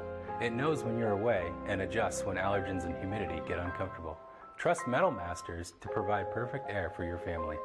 Lennox. Air is life. Make it perfect. Well, good morning to you. 29 minutes before the hour, and a lot of the news that surrounds Venezuela has brought to life what appears to be President Trump's Northern Hemisphere agenda. Yeah. And so trying to protect the United States from rogue nations in our hemisphere. Mm-hmm. Certainly Venezuela was one. Colombia remains. Cuba is one, but it looks like Cuba could be falling within. Mm-hmm. Okay. In the meantime, if you remember, another strategic strike they did is when those bombers, B-2s, left in the middle of the night, nonstop, 30 hours in the air, flies over to Iran, takes out the nuke sites, and flies back. Is this the new Trump doctrine? Well, I don't know. I will say one thing. It really has proven the technology that we have and our military capabilities, which has attracted a lot of young men now. Their recruitment is just going sky high here. Yeah. So, but it also shows you the sophistication, because look at our withdrawal from Afghanistan and how we botched that one, you know. Yes. Anyway, so you have this thing going on. Well, in the meantime, there's been tremendous civilian uprising in Iran. It's gone on now for about 6 days, and there has been some efforts to put it down. And then they thought, well, we can't really do mass murders here because the world wouldn't tolerate that. Let's give them a little bonus. Let's give them money. Let's give them some money to calm down. Yes. And the equivalent is? The trouble was it only panned out to $7 a head. They get $7 per person on this new kickback scheme to try and help ease some of the household needs in Iran. But $7 ain't going to go much, especially with 42% inflation right now. Well, there you go. And they're running out of water. Yeah. So the citizens are now rising up. And could it fall? And it's certainly on the edge. So let's check in with CBN Newswatch and get caught up. This is CBN Newswatch. It is Tuesday, the 6th day of January. I want to begin this half hour in the Middle East, where the growing unrest and protest inside Iran is raising urgent questions about the Islamic regime's future and what it could mean for other countries throughout the region. CBN's Joshua Swanson brings us the story. He's reporting from Jerusalem. According to new intelligence reports, Iran's supreme leader Ayatollah Ali Khamenei has a plan to leave Tehran if his regime collapses. The 86-year-old cleric would go to Moscow with his family and inner circle if security forces fail to crush the expanding protests. The report comes as demonstrations continue to spread nationwide, marked by increasingly open defiance of the Islamic Republic. Speaking with CBN News Middle East Bureau Chief Chris Mitchell, global terrorism expert Dr. Amir Hamidi emphasized that what is unfolding now is not just another wave of unrest, but possibly a historic moment for the people of Iran. Chris, what we are witnessing right now is not an isolated event. It is a turning point, I think, and this is a nationwide demand to end the Islamic Republic after 47 years of repression, and Iranians are chanting no to Gaza, no to Lebanon. I give my life for Iran, along with the death to the dictators, death to the Khamenei. This is a year that I do strongly believe that the Islamic Republic will be toppled. As pressure mounts, Tehran is lashing out at Israel. The foreign ministry is accusing Israeli leaders of stirring unrest. Actions or statements by the Prime Minister of the Zionist regime, as well as by certain radical U.S. officials regarding Iran's internal affairs, are nothing but incitement to violence and killing in the language of international norms. President Donald Trump signaled that the United States is closely monitoring the situation, underscoring that Tehran could face serious consequences if the regime moves to violently suppress the demonstrators. We're watching it very closely. If they start killing people like they have in the past, I think they're going to get hit very hard. Meanwhile, Israeli officials say Iran's partnership with Venezuela has been used to extend its destabilizing reach far beyond the Middle East. Now, the foreign ministry has actually said that Venezuela has destabilized the region there, serving as a base for Hezbollah terror operatives and hosting Iranian weapons production facilities. U.S. forces reportedly attacked Hezbollah targets in the strike that captured Venezuelan dictator Nicolas Maduro Saturday, and the Trump administration has proclaimed it will no longer tolerate an Iran-Hezbollah presence there.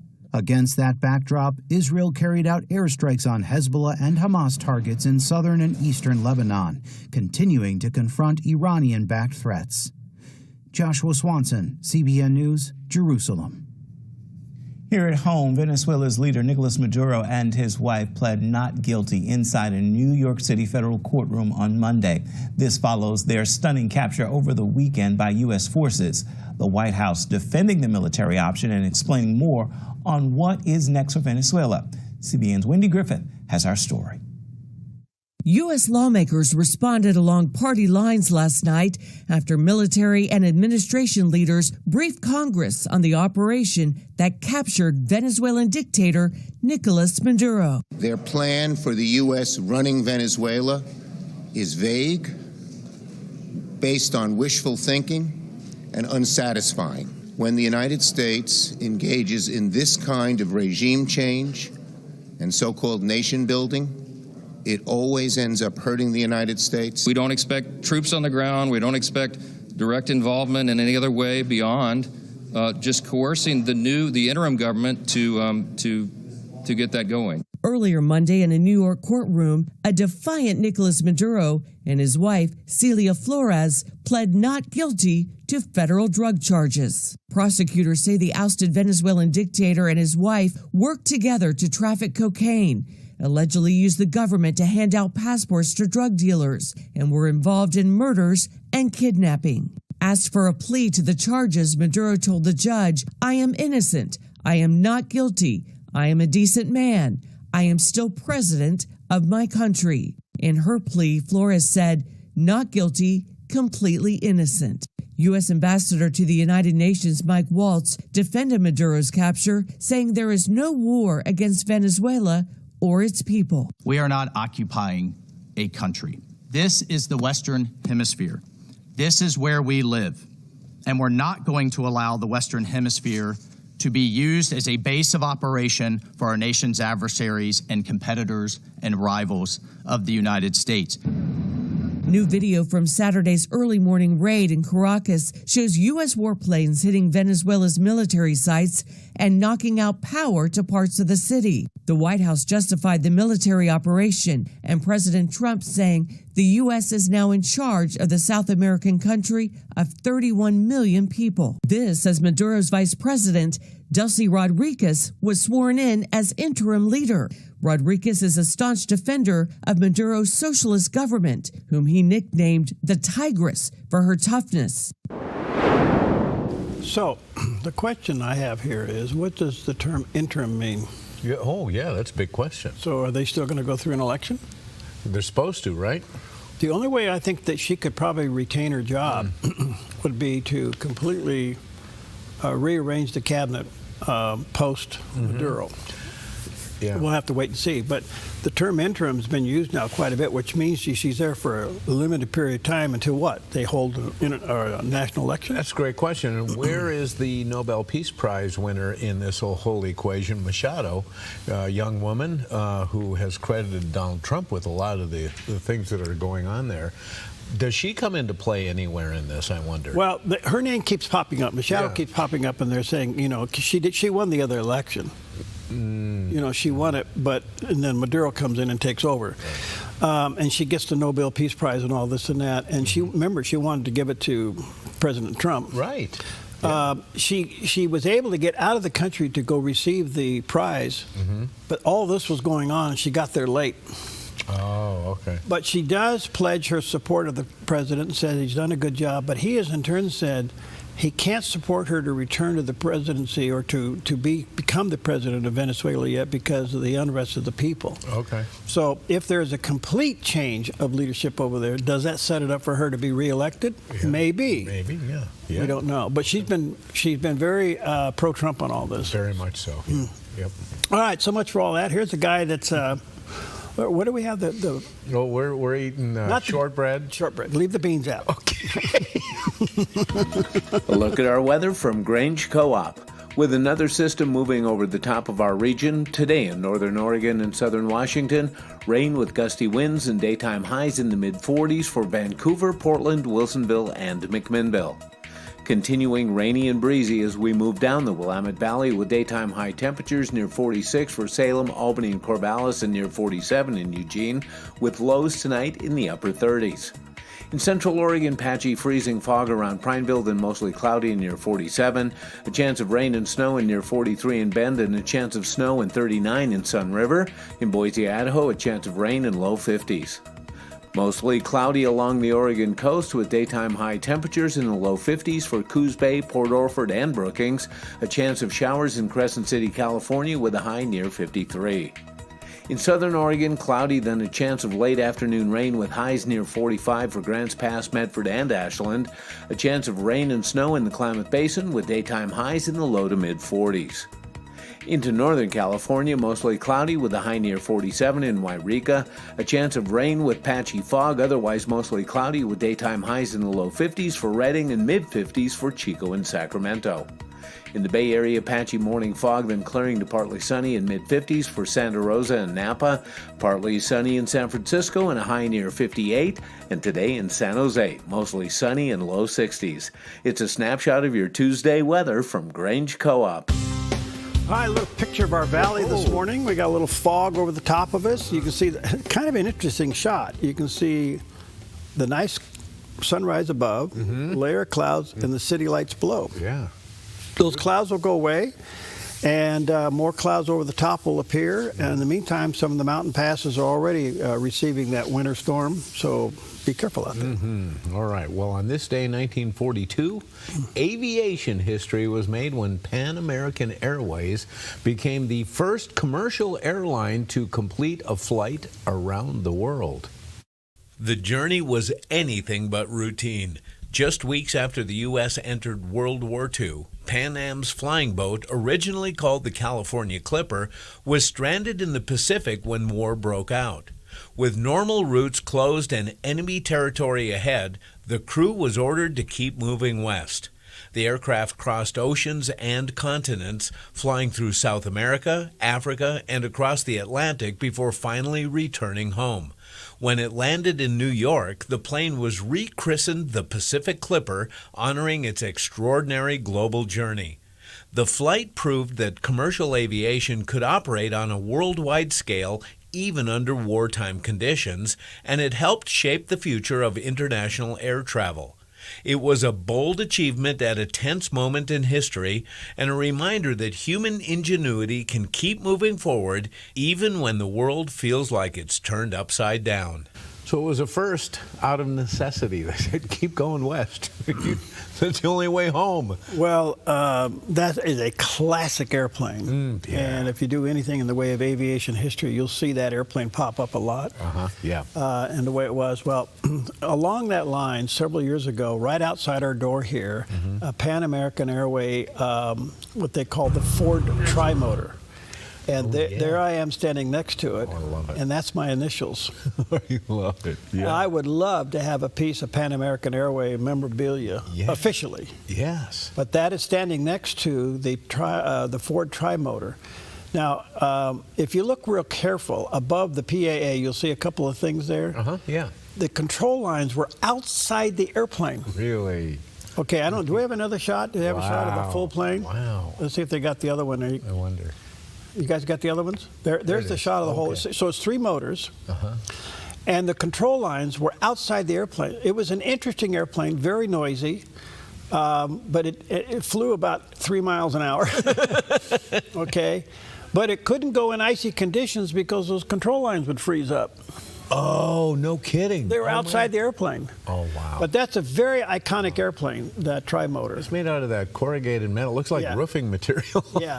That was literally right outside our door here. And when I saw it out there, and then I saw PAA on the side, I got to go get my picture taken with this. So that's really cool. So I'm going to go back to the other one where it shows the PAA. Do you have that? Yeah, yeah. There you go. Look at that. Outstanding. So I'd love to have a piece of Pan American Air. So where was this plane going that came through here? Okay, this was coming, if I remember correctly, it was coming from California down around the Nut Tree, Davis, Sacramento area. Okay. And I believe now it's at the Air Museum up in the Dalles.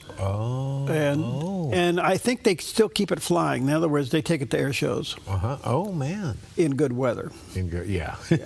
Yeah. It's pretty cool. Oh, that's very cool. All right, good stuff. All right, Jonathan McKee from Focus on the Family shares parenting advice for letting your kids grow up and learn the hard way. As our kids, grow into adolescence and become teenagers, they are just vying for independence, And the thing that's so hard is as parents, no matter what we do, very often, we can walk in and say, you know, oh, it's a beautiful day. Well, actually, not really. I've had better. You know, they want to just argue with everything you say, you know, and you're like, what is wrong with you? You know, and this is, I mean, any parent of teenager knows. I mean, it's the most humbling experience ever being a parent. We are so stupid and they are so smart, you know, and to live with such geniuses in the house is so rough. And, you know, it's hard because as a parent who knows better, there's times, and that particular instance, my daughter was walking down the stairs and it's January, it's freezing outside. And I said, apparently the most cruel words you could ever say as a parent. I said, where's your coat? And that just started it right there, because she was like, I don't need a coat. Yeah. She literally, she was, I don't need a coat. And I was like, hey, there was frost on all the cars outside. You could see your breath. The cat is frozen solid on the back lawn. Get your coat. And it started World War III. I mean, just, you know, because I thought to myself, you know, this is one of those things where I'm just going to put the foot down. This is the hill to die on. And looking back, that's one of those moments where I'm like, Jonathan, let it go. It's a coat. What's the worst that's going to happen? She's going to go to school. She's going to be so cold that she's going to realize, I really should have brought a coat today. And if we can learn to spot these moments, we'll think ahead and we'll ask ourselves, okay, honestly, is this some, you know, moral value that she's violating here, you know, not wearing a coat, you or know? a life and death issue? So often these are things that they actually could learn on their own. And I can't tell you how many parents that I surveyed, they came back and they said, I wish I would have let my kids feel the consequences of their own behavior more. Ooh, yeah. What a concept. Well, you know, there's 2 times you're stupid in your life. Okay. When your kids become teenagers. Yeah. And then when your grandkids become teenagers. Those are the 2 times you become stupid. Now, you know, parenting standards kind of changed through the years. And I got to say that when I was a kid, a roll of the eyes or a heavy sigh was considered back talk. Oh, yeah. Yeah. No, it's the late Dr. Dobson would say, you raise a kid in a wine barrel, and when they turn 13, you plug that hole, and then you don't let them out till they're about 24, 25, okay? And then the wisdom of the Bill Cosby show. Oh, yes. When he and Theo were having I brought you into this world, and I can take you out. We'll be right back.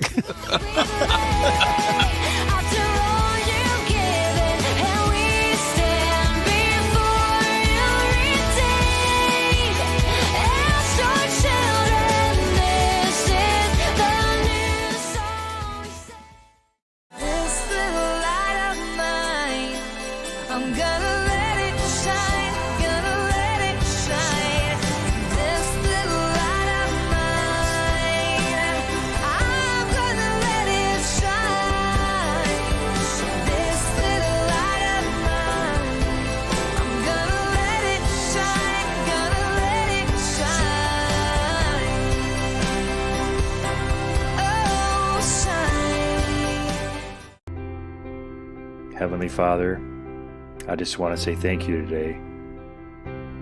I don't want to pray just when I need something or when things aren't going my way. I need you all the time, no matter what is going on, and I just want to say thank you. Even though things aren't perfect, you are, and your plan for me is. Thank you for your grace, for your mercy, for your unconditional love for me. And most of all, thank you for sending your son Jesus to die for my sins to prove that unconditional love. That even while I was a sinner, he died for me. Thank you.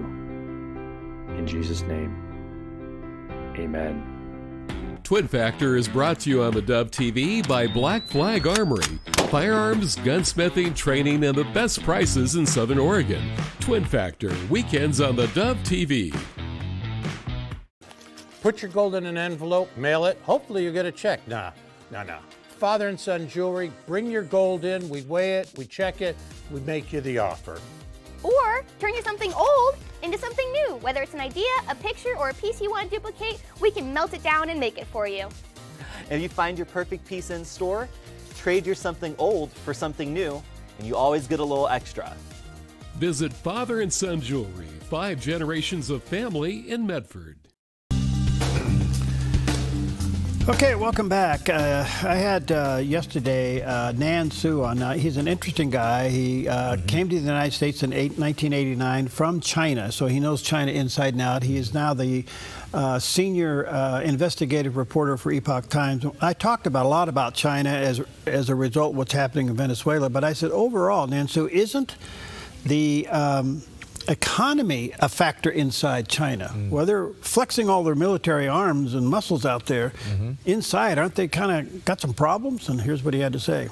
It's tremendously in a very weak position. So, timing-wise, it's a good timing for our president to really solve all these problems in the American continent. They wouldn't have well, they probably will say, something to protest, but they wouldn't be able to do anything.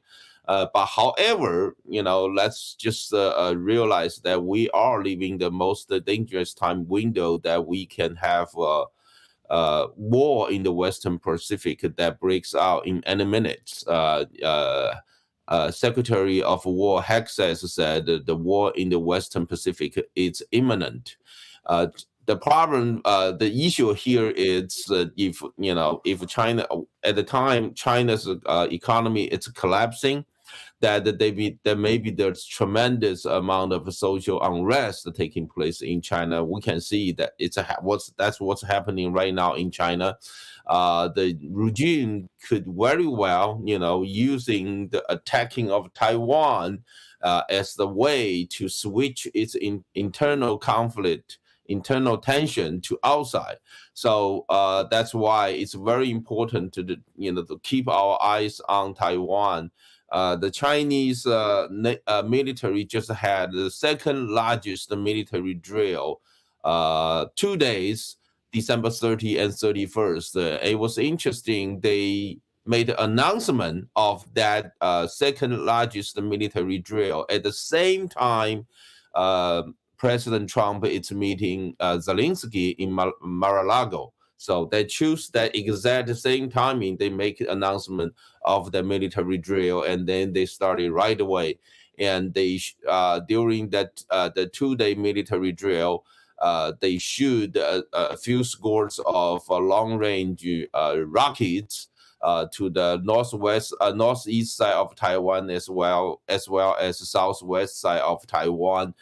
They have a total 130 military airplanes approaching Taiwan, and 90 of them across the median line of Taiwan Strait, which is considered the de facto borderline between China and Taiwan.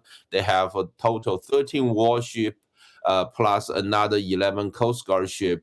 China's Coast Guard ship are the retired naval warships. So they have a 13 warship plus 11 Coast Guard warship across the median line of Taiwan Strait. And then they conducted the military drill in all 5 different regions around Taiwan. It's basically it's a drill to have Taiwan totally blockade. Wow.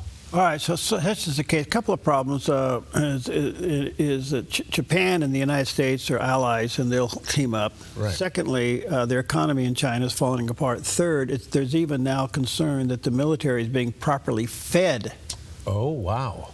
Okay, now they may have a lot of equipment. Okay. But they got problems internally. So we'll see what happens. That's kind of a big deal there. Interesting. Are they maybe a little more of a paper tiger even than Russia seems to be? I don't think they're that bad. Okay. All right. But they got economic problems. Okay. Well, let's move on to a rescue story. Yeah. We got one. And this time, the rescuer wants to stay anonymous. Check this out. A frightening crash on New Year's Day in the Houston area ended with an incredible act of heroism. A 22-year-old mother and her 8-month-old baby are recovering after their minivan plunged into Dickinson Bayou Thursday night. Authorities say the driver hit a curb on a bridge, lost control, crossed several lanes of traffic, and plunged into the water. What happened next made all the difference. Police say a homeless man who lives near the bayou witnessed the crash. Without hesitation, he grabbed his canoe, paddled out to the submerged vehicle, and rescued both the mother and her baby, getting them safely to shore just as officers arrived. Both were taken to the hospital as a precaution and have since been released and are expected to be okay. The Good Samaritan chose to remain anonymous, but police say his quick, selfless actions saved lives. All right. That was a long drop down in that. Buy the homeless guy a car and a house? That's right. He's already got a canoe. Wow. Good That's deal. good stuff all the way around. All right. Take this scripture with you today, Lamentations chapter 3, verses 22 and 23. The steadfast love of the Lord never ceases. His mercies never come to an end. In fact, they are new every morning. Great is your faithfulness. That's a promise for you today. Take that with you. Hi, I'm Sherry Breslin with Rogue Valley Security. Whether it's alarms, cameras, keyless entry, or even Starlink, we tailor solutions for your home or business. We believe in professionalism, excellence, and integrity. Every job, every time. Visit RogueValleySecurity.com. A ministry moment on the Dove. We have a divine obligation to teach our children the truth of God's Word, so that they'll be equipped to face life and understand that they are children of God. He has a will for their life, a plan for their life, and it's the parents' responsibility to introduce them to the Lord. And every following generation has the same responsibility. We have a responsibility to teach our sons and daughters. Our sons and daughters have the responsibility to teach their sons and daughters. And they have the responsibility to teach their sons and daughters. And no place in the Bible does it say we can have a generation gap when it comes to teaching the Word of God. A ministry moment on the Dove. Hey, this is Ed, co-owner of Visiting Angels. To continue to serve our seniors, we need more caregivers with a heart to serve. Our mission statement is honoring the art of giving, which means we honor you, the caregiver. We know it's our people that make Visiting Angels the best in-home care provider and a great place to work. Come be our next amazing caregiver. Give us a call or apply online. At Visiting Angels, we're committed to you because we honor the art of giving. Chris Silva understands your home and your commercial buildings are two of the largest investments most people make in a lifetime. One is for your family, the other is to support your family financially. That is why Chris Silva Painting goes the extra mile to protect both homes and commercial buildings with proper painting preparation and high-quality primers and paints. Serving Southern Oregon since 2006, this family-owned and operated business has painted over 1,000 homes. Chris Silva Painting offers an industry-leading 5-year warranty that covers materials and labor on all painting projects. Work for both residential and commercial buildings, both interior and exterior painting. Chris and his crew are courteous, they are efficient, organized, timely, and clean. Chris Silva Painting also offers military discounts. At Chris Silva Painting, our mission statement is to bring Christ's heart and principles to our customers and our job sites. We do that with honesty, integrity, and hard work. We don't cut corners, we paint them. CCB number 176097. Chris Silva Painting, 541-890-3960. Grab a cup of coffee and start your day right. Join us for Mornings on the Dove.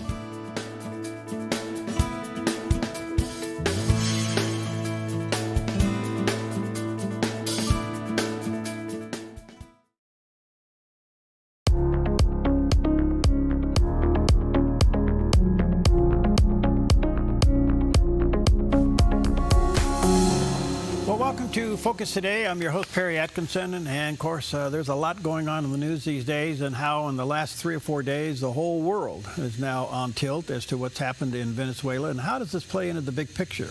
And what big picture? Well, I'm always honored when we have time to sit down with Kenneth Abramowitz. He is the author of a fascinating book that really is now pretty much in the news, The Multi-Front War, Defending America from Political Islam, China, Russia, Pandemics, and Racial Strife. He's also the managing general partner and co-founder of NGN Capital. He has been a contributor to various organizations that are fighting to protect Israel and America from political Islam and the radical left, I should say. He's the founder of SaveTheWest.com. First of all, there's the picture of the book, and there's the picture of his website. And you can go there to SaveTheWest.com is the website, and then certainly check out his book. Very timely and spot on, The Multi-Front War. Check it out. Kenneth, good to see you again, friend. How are you? Happy New Year. Happy New Year. Great to be with you as always. Well, I don't know. You're on here so much, I guess I have to start paying you as an employee. Okay, I'll send you the wiring details. Thanks for your time. Well, listen, I know that you write on the multi-front war and what's going on here, and there's a lot heating up, and the president now has brought to light the importance of the Northern Hemisphere. So we have some remaining problems: Colombia, Venezuela, Cuba, Panama. How does this fit into your thinking? Well, I'm a big fan of regime change, but not regime change like Iraq and Afghanistan. I'm not talking about boots on the ground regime change. I'm a big fan of inexpensive regime change. My model and hero is President Reagan in 1982. Privately, secretly, it's now public, but at the time it was secret, signed a directive to the national security agencies to cause regime change in the Soviet Union. And approximately 10 years later, the Soviet Union fell. But we didn't send boots on the ground, and we didn't blow things up. The point I'm getting to is dictatorships are inherently unstable, because in a dictatorship, 10% of the people are stealing the money, and eventually the 90% get upset. It usually takes 50 to 75 years, which is 2 or 3 generations. But after 2 or 3 generations, the people rise up and throw the bums out, using an American term. But in terms of dictatorships, they actually kill the dictator, or the dictator flees. And so, going to your specific question, Maduro was given the chance to leave. He should have taken his billions and left. But I'll guess that the Chinese were encouraging him to fight till the end. And now he's in jail in Brooklyn. So not a good decision on his part. To further answer your question, the question is, what other dominoes fall? And I think you mentioned a whole variety of logical dominoes. President Trump is now, just in the past few days, have been talking about Cuba and Colombia, Nicaragua. I don't think he's mentioned Mexico yet, but there's a whole variety. There's about a handful of countries involved in the drug trade, and I hope all the governments fall one by one. How much of a surprise was this Maduro kidnapping? Well, that was a big surprise. And I was very proud of the president, very proud of our military to pull off such an event. Also, bear in mind, I read an article on the internet that Venezuela spent almost $5 billion building up its air defenses, thanks to the Russians and the Chinese, and and Cubans. So they had all this security, and in 2 hours, our special forces came in, grabbed him out of bed and his wife, and put him on a helicopter. I think the whole operation was less than 2 hours, and just remarkable feat. It's a great day for America that we could accomplish something like this. Yesterday, they swore in Rodriguez, the vice president. Does she? They said as she was being sworn in that she would be interim. Do you know what interim means? Well, when you have regime change, you have to go step by step. First, you have to get rid of number one. We did that. Now the question is, what do you do with number 2, 3, 4, 5, 6, 7, 8, 9, 10? I'll guess that there's 10 or so criminals running the Venezuelan government. They would be in the government itself. They'd be in the military and their secret services. And so in a perfect world, we would capture all 10 of them and arrest them. But I don't know if you know this, but we don't live in a perfect world. So the question is, what do you do with the world that we have?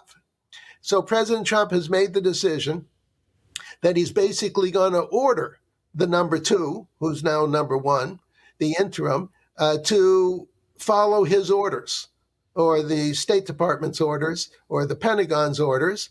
And then the question is, what if they don't follow the orders? Now what are you going to do?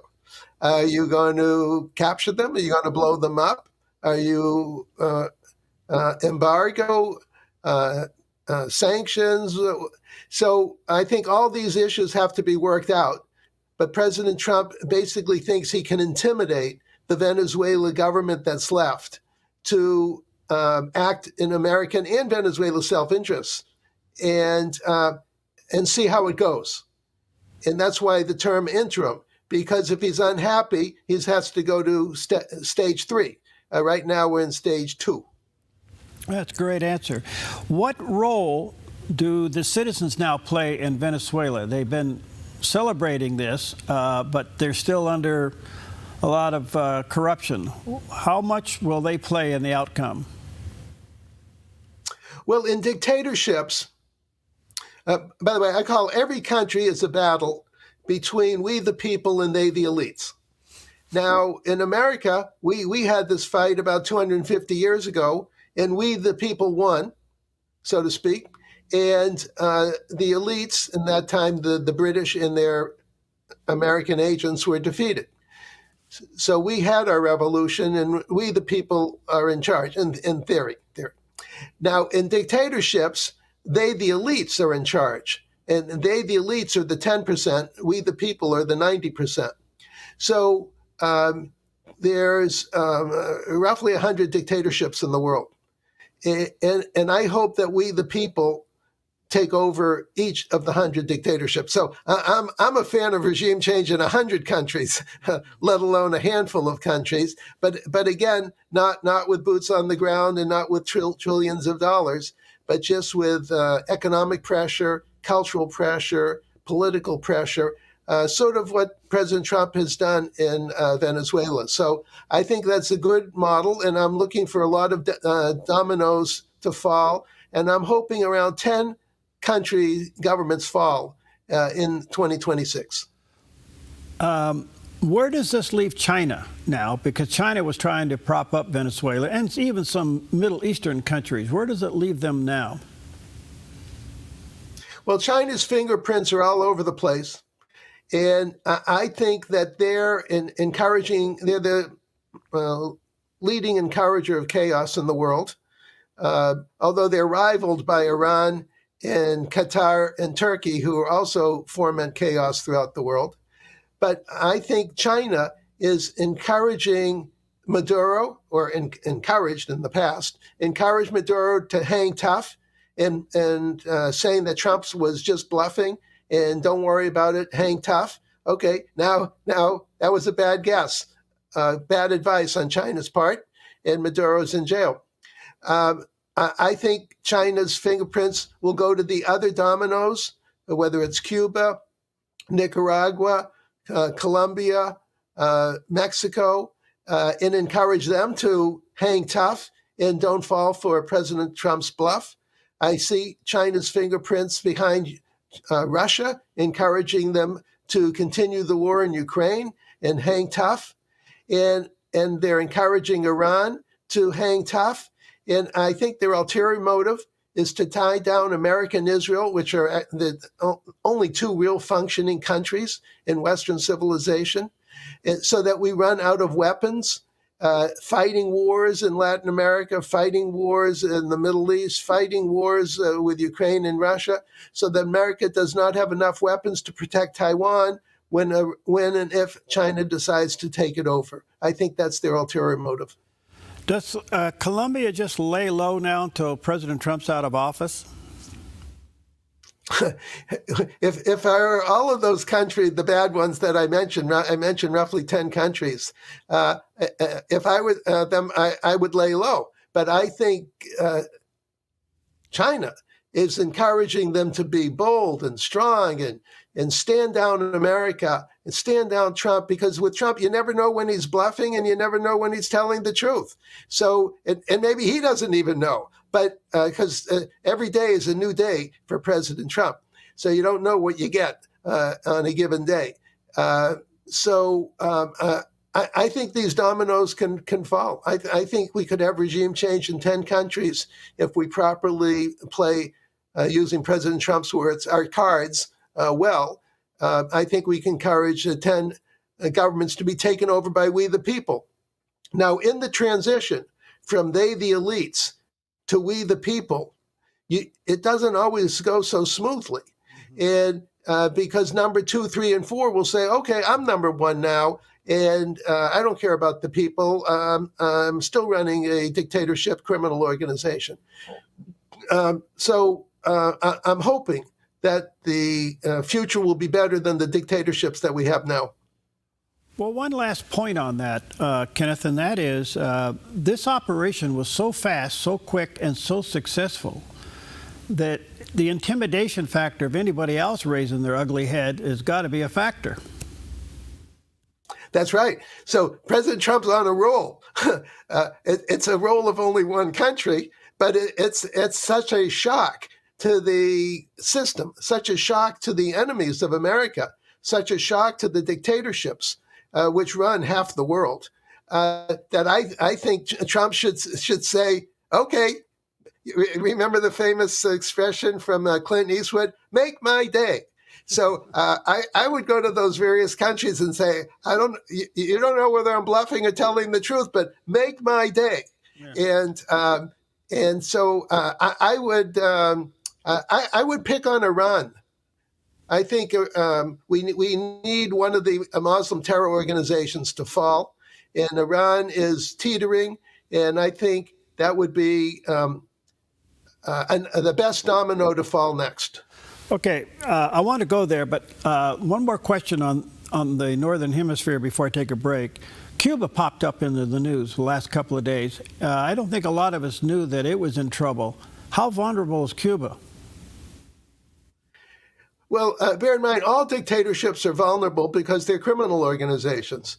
And when you're running a country pretending to be a government, but you're really a criminal organization, the 90% of the people hate you more every day until finally it's like a pressure cooker. Finally, if you remember the movie Network, I'm as mad as hell and I can't take it anymore. So eventually the population gets to that stage.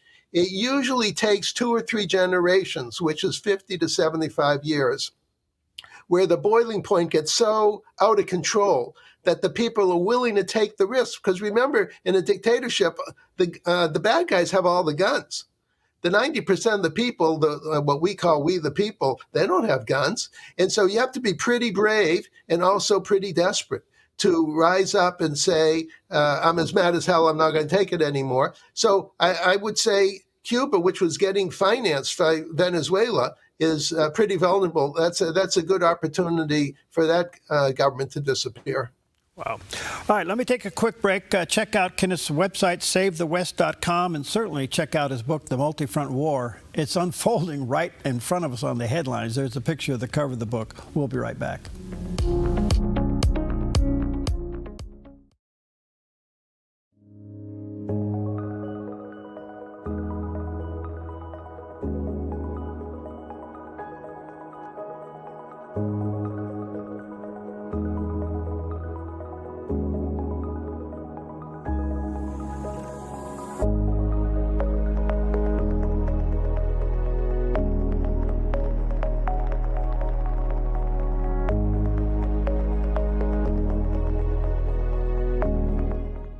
"30 seconds or less. That's the length of a soundbite in a typical news story. If you're lucky, you can't really learn much in 30 seconds. It takes time to ask questions, learn, and explore the facts to really understand. Focus Today on the Dove TV and Radio does just that. We give you an hour covering several issues and newsmakers in depth. So don't settle for quick soundbites. Get to the heart of a story and understand better. Focus Today, weekdays on the Dove TV and Radio.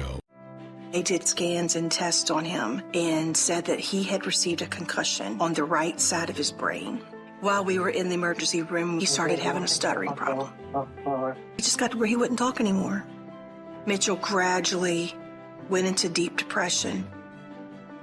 I began to pray and I began to beg God, Lord, I can't deal with this any longer. Tuesday on the 700 Club, right here on the Dove TV. The threat of wildfire poses a growing risk to Oregonians. You can prepare now by taking 3 important steps. Create a home inventory, make copies of important financial records, and contact your insurance company to make sure you have the right amounts and types of home insurance coverage. Be wildfire ready by being insurance ready. Visit dfr.oregon.gov/prepare now to learn how.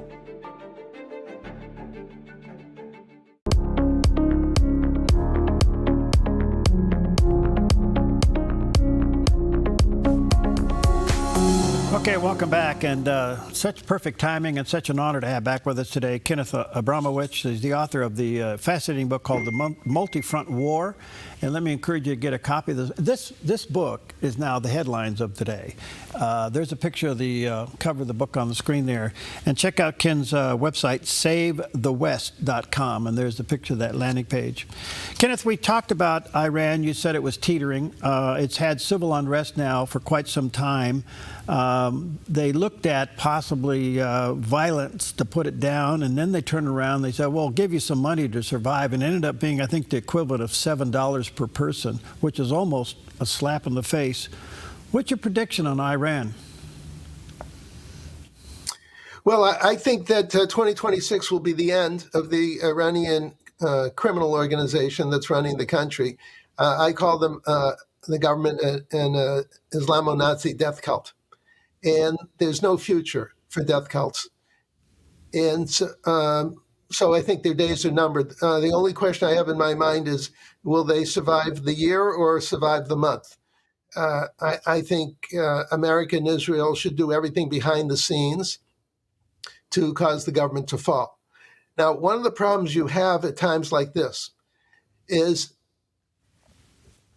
governments fall, or bad guys fall, because the people because we, the people, cause the governments to fall.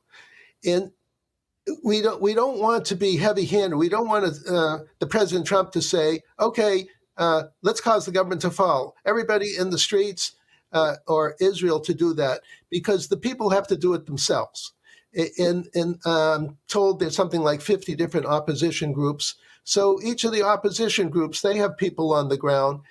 They have to effectuate the change. Americans and Israelis don't want to be accused of creating a coup from up above. You want to create the coup from down below by we the people. So I'd say so far so good. The people are doing what they should be doing. The opposition groups are doing what they should be doing. I think America and Israel's hands are small and behind the scenes, but not the major cause. The major cause is the government was corrupt and incompetent. They couldn't even supply water. What kind of a country devotes all its past 45 years to destroying Israel, and they ended up destroying Iran? They didn't prepare the dams properly. They didn't prepare the water properly. And Tehran, with 15 million people, is running out of water. They have, like a few weeks of reserves of water. What kind of country does this? And I saw some YouTube documentary. Because they took the water from the aquifers, in other words, the water beneath the ground, that Tehran is collapsing, and there's potholes and sinkholes everywhere. And so I think the government got themselves into this mess, and we the people will get them out of the mess. If they are stupid enough to do another missile attack to Israel, would that be the one thing that would cause the United States to finish the job?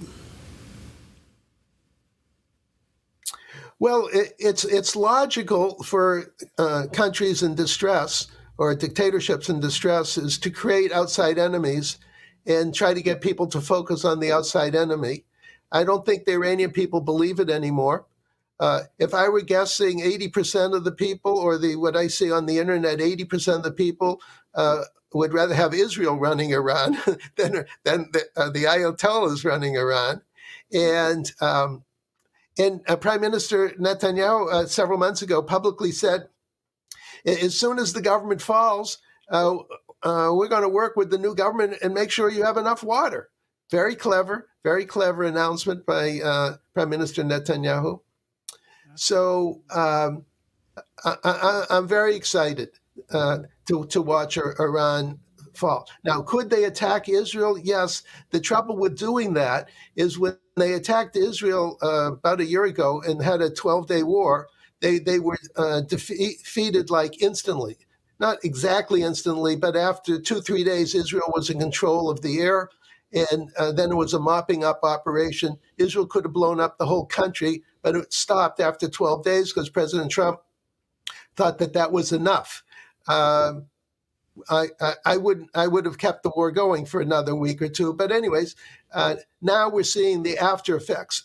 Essentially, the people realize that the government's a paper tiger, that they talk tough, but they couldn't protect their own people. They couldn't feed their own people. They couldn't provide water for their own people, jobs for their own people. And so I think people have no respect for the government anymore. And that's why they're out on the streets. Wow. What's your latest take on what's happening between Russia and Ukraine? Well, again, I see Chinese fingerprints all over the place. And by the way, I don't have foreign agents working for me. I don't have some. I'm what's called an open source guy. So I just read the internet, look at lots of YouTubes that a lot of interesting people put up, and I teach myself. So I'm going to tell you what I imagine. I imagine that China is encouraging Russia to fight Ukraine for like ever and ever and ever. Kill as many Ukrainians as can, challenge NATO, cause NATO and America to devote a lot of dollars, resources, euros, armaments to Europe. At the same time, they're encouraging Iran to attack Israel, again, to devote more American arms. And by the way, America supplies Israel with 2/3 of its arms, weapons. So basically tie up America military industries with endless war in the Middle East, endless war in Ukraine, deplete America's resources in the Pacific so that China can take over Taiwan. I think that that's their game plan, but there's a big problem now in that game plan, which I'm very excited about, and we can discuss that next if you want. Is that the China economy? Well, China has its own problems. Remember, all dictatorships have problems of unemployment because the people with money don't have confidence, and so they don't invest in the next business, the next factory, and so then there's not enough jobs. But I was talking about something else. Go ahead. Pretend that you're President Xi, and you have you have your own military industry, and which, by the way, you copied from America. But you have but they're copies. Everything you have is a copy, but it's not the real thing. And you look at what Israel did to Iran in 12 days, basically destroyed all their anti-aircraft sites, their radar, their Air Force, their nuclear program in 12 days. You look at what America did to Maduro in 2 hours. Maduro had, again, billions of dollars of self-defense and didn't help him very much. 2 hours later, he was within 2 hours, he was in a helicopter on his way to the USS Iwo Jima. And you say to yourself, I think my copies are not as good as the real things, the real weapons, the real F-35s that America has, that Israel has, and the radar capabilities, the electronic warfare capabilities, the cyber capabilities. I could get blown up in Beijing or Moscow by the Americans in American technology. I don't feel as confident as I used to do. So I wouldn't be very adventurous if I were President Xi right now and going after Taiwan, given what he just witnessed in 12 days in Iran and 2 hours in Venezuela. Do you think China is as much of a paper tiger with their military as Russia is? not excluding nukes. I understand that's the overall problem, but just in general military capabilities? Well, China hasn't been tested. Now, Russia's been tested in the past several years, and they failed. So we know that they're a paper tiger. China hasn't had a real war for its existence since the 1949 when they took over the country. So they have an untested military. America has a tested military, and Israel has the most tested military in the world, as is Ukraine. But the techniques and technology that Ukraine is using to save themselves from Russia, or that Israel's using to save themselves from Iran, that technology, that know-how goes right back to America, like fast, like the next day.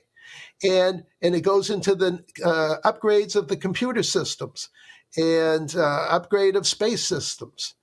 So China hasn't been tested. I wouldn't want to, if I were running China, I wouldn't want my untested military, which looks good on paper, but it's full of copied American technology, to go against real American technology and real American experienced soldiers trained indirectly by Ukraine and Israel.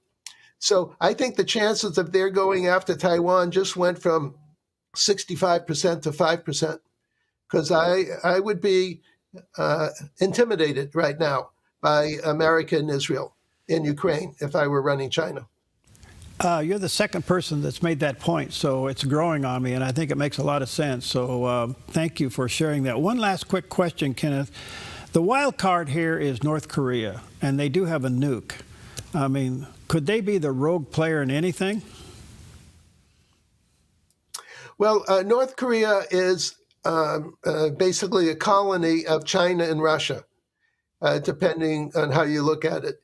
And I just saw on the internet just a few minutes ago, just before coming on the show, that a shipment of nuclear reactor for submarines that Russia was transporting to North Korea mysteriously sunk in the Mediterranean on its way to North Korea. The article I read, they think someone blew it up, whether America or Israel, I don't know who. And so I think they were helping North Korea to have nuclear submarines, which are very silent and can operate all over the place, don't have to be refueled. And so North Korea is a bad guy. It's part of the what I call the Reds, the Greens, and the Blues. The Reds are the communists. And the key communists or authoritarian governments are China, Russia, North Korea, Venezuela, Cuba. And I want them all to disappear as regimes, not as countries. But I would say of all those countries, I would say I'm looking for regime change in Russia in 2026. Wow. In North Korea, the regime is stable. They'll just kill everybody. But I think Putin, this is his last year. He's created such chaos in the world, but chaos in Russia.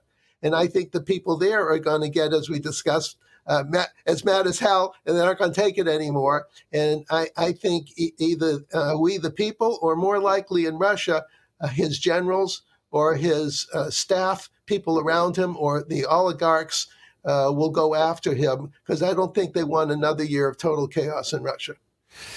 You're fascinating. Let me say to our viewers and listeners, check out his book. All of this is chronicled in his book. It's called The Multi-Front War, Defending America from Political Islam, China, Russia, Pandemics, Radical Strife, and Racial Strife. I mean, he's got it all put together there. His website is called SaveTheWest.com, and there's a picture of the landing page. Kenneth, thank you, my friend. God bless you for your work. Let's stay connected. Great. Happy to be with you anytime. Thank you.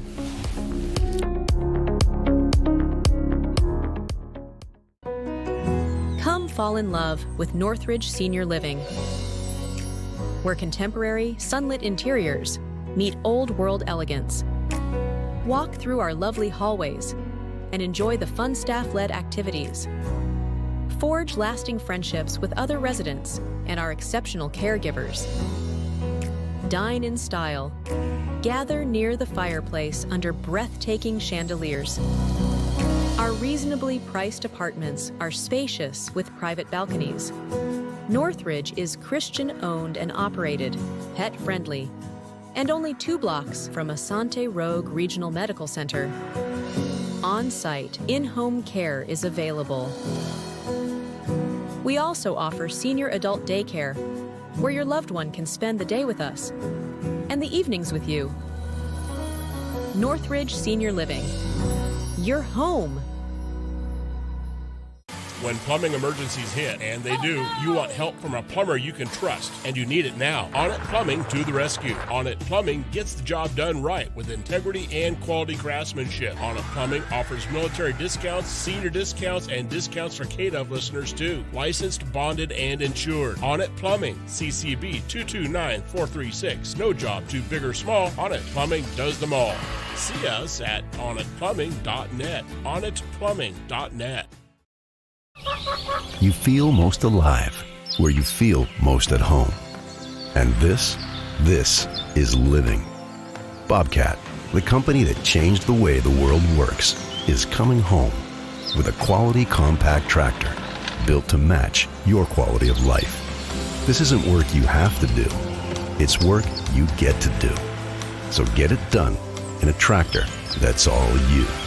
See your dealer or visit bobcat.com.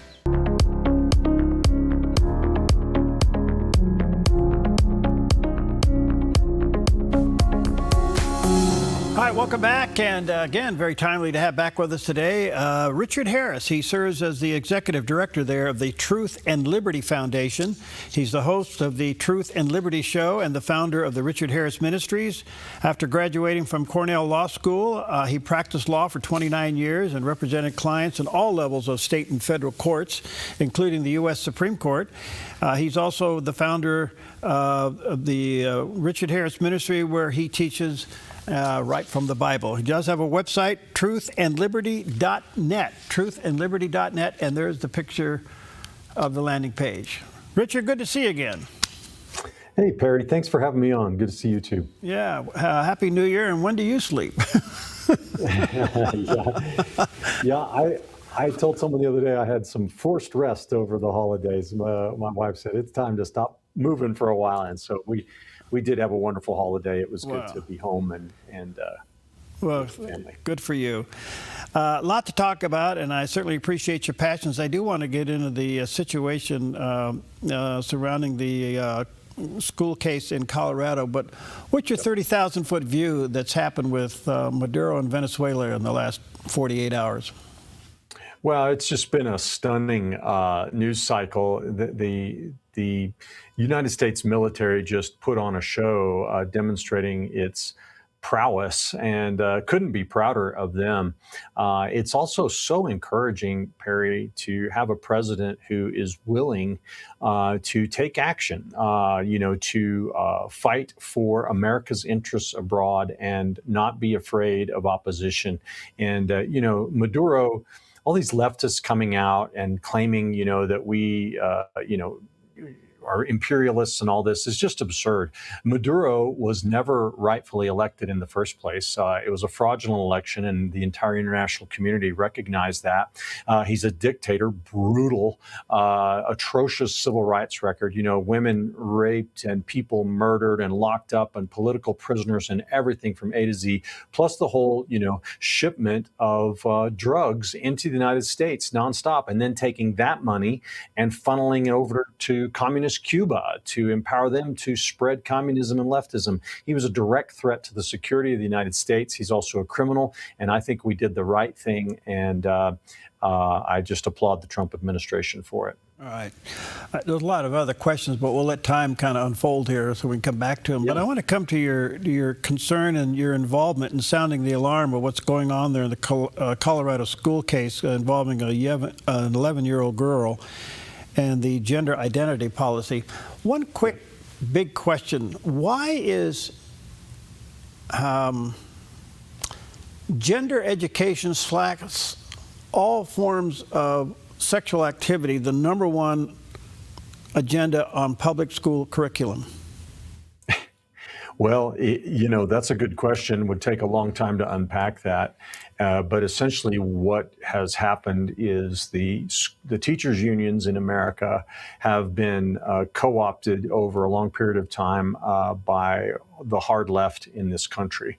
So leftists control our schools of education in our colleges and universities. And so teachers and educators across America have been indoctrinated in this cultural Marxism and neo-Marxism, including LGBT philosophy and ideology. And so right here in Colorado, at the University of Colorado in Boulder, they launched something called the Queer Endeavor about 7-8 years ago that is designed to accomplish exactly what we're seeing now today across this country, the elevation of radical transgender and LGBT ideology.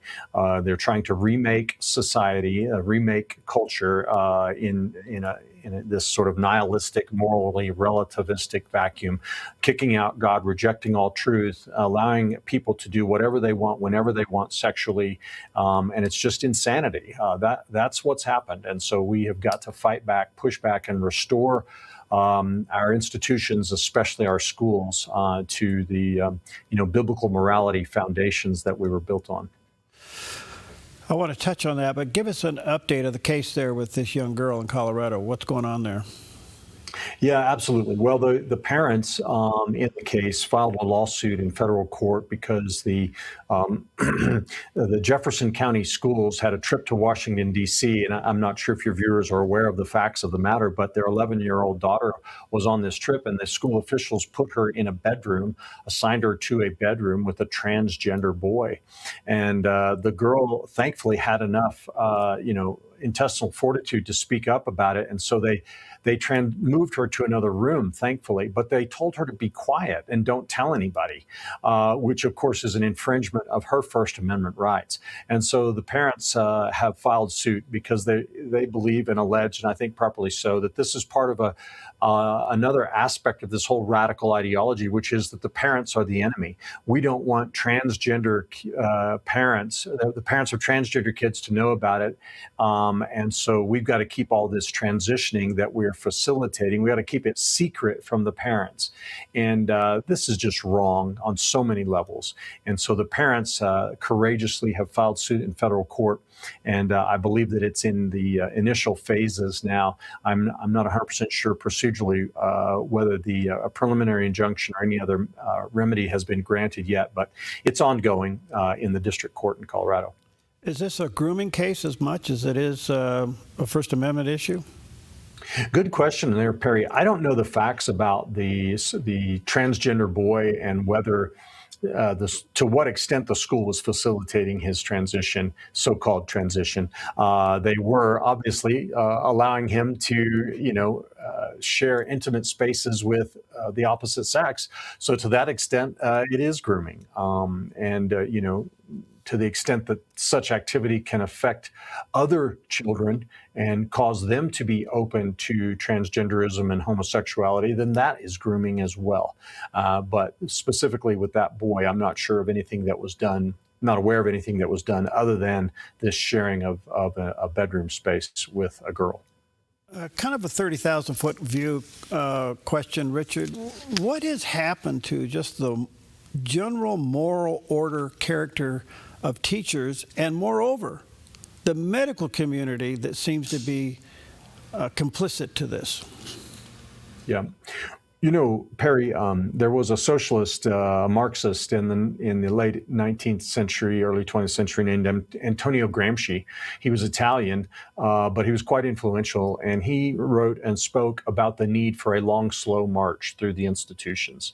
And while we have rested on our laurels and enjoyed the benefits of living in a nation built on the gospel and on the Bible, we have not realized the threat, the serious nature nature of the threat that was posed to our country by these subversive philosophies and ideologies.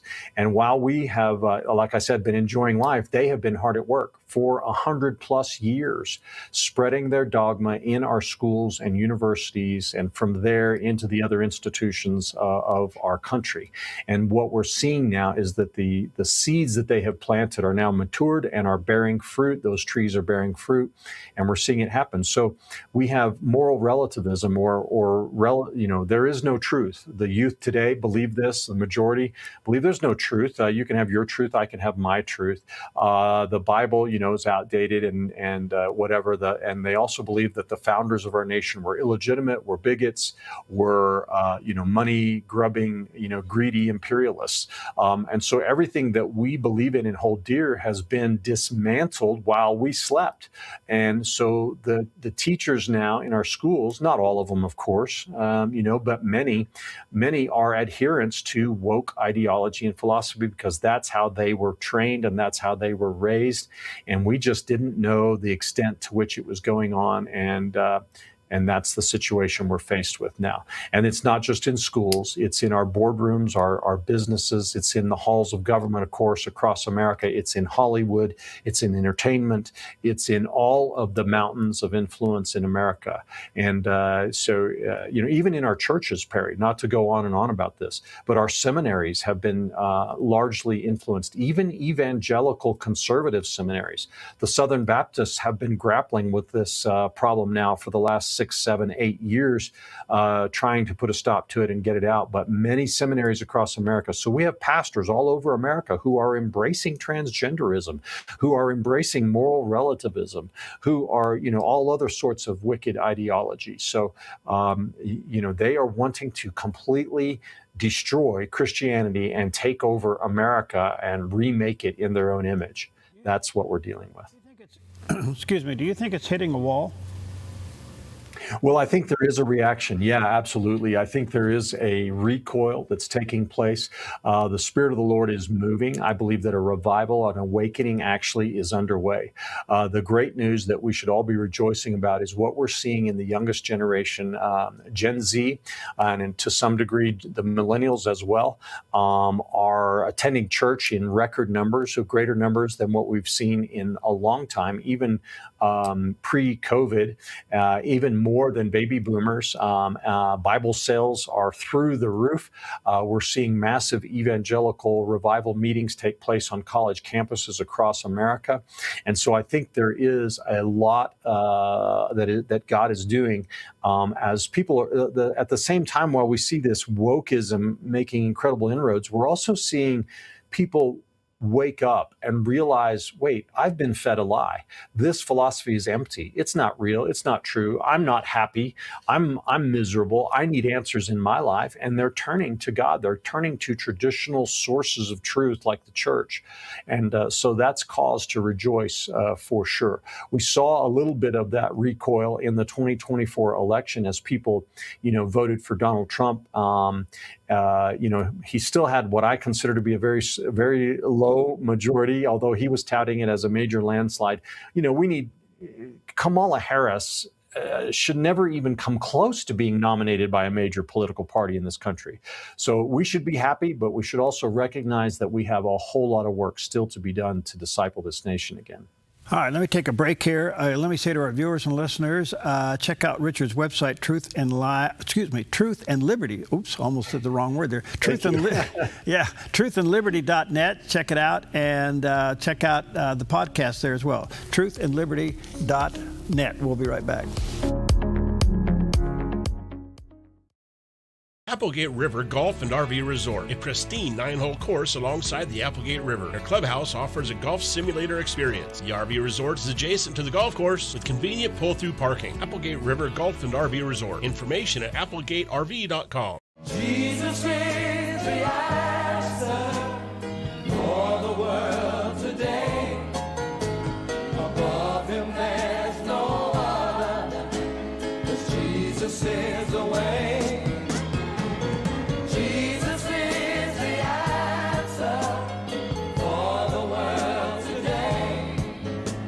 Above him there's no other, 'cause Jesus is to Rise Direct Primary Care. Imagine a healthcare experience where you're known by name, cared for like family, and treated with compassion. How is that possible? With an affordable, flat monthly membership, you receive unlimited primary care and minor urgent care visits. No insurance needed. At Rise Direct Primary Care, we offer a friendly, affordable healthcare experience where you get a whole hour with your provider. Located in Central Medford and accessible by phone or text, we can typically get you in the same or next day. We prescribe urgent care medications directly from our office, saving you a trip and wait time at the pharmacy when you'd rather be at home getting better. Personalized medical care with a human touch. Rise Direct Primary Care is all about healing the sick with compassion and keeping the healthy healthy. Rise Direct Primary Care. We're here for you. Visit risehealthdpc.com or call or text us 541-827-8603. 541-827-8603. Your property demands equipment with more reliability, durability, and versatility built in.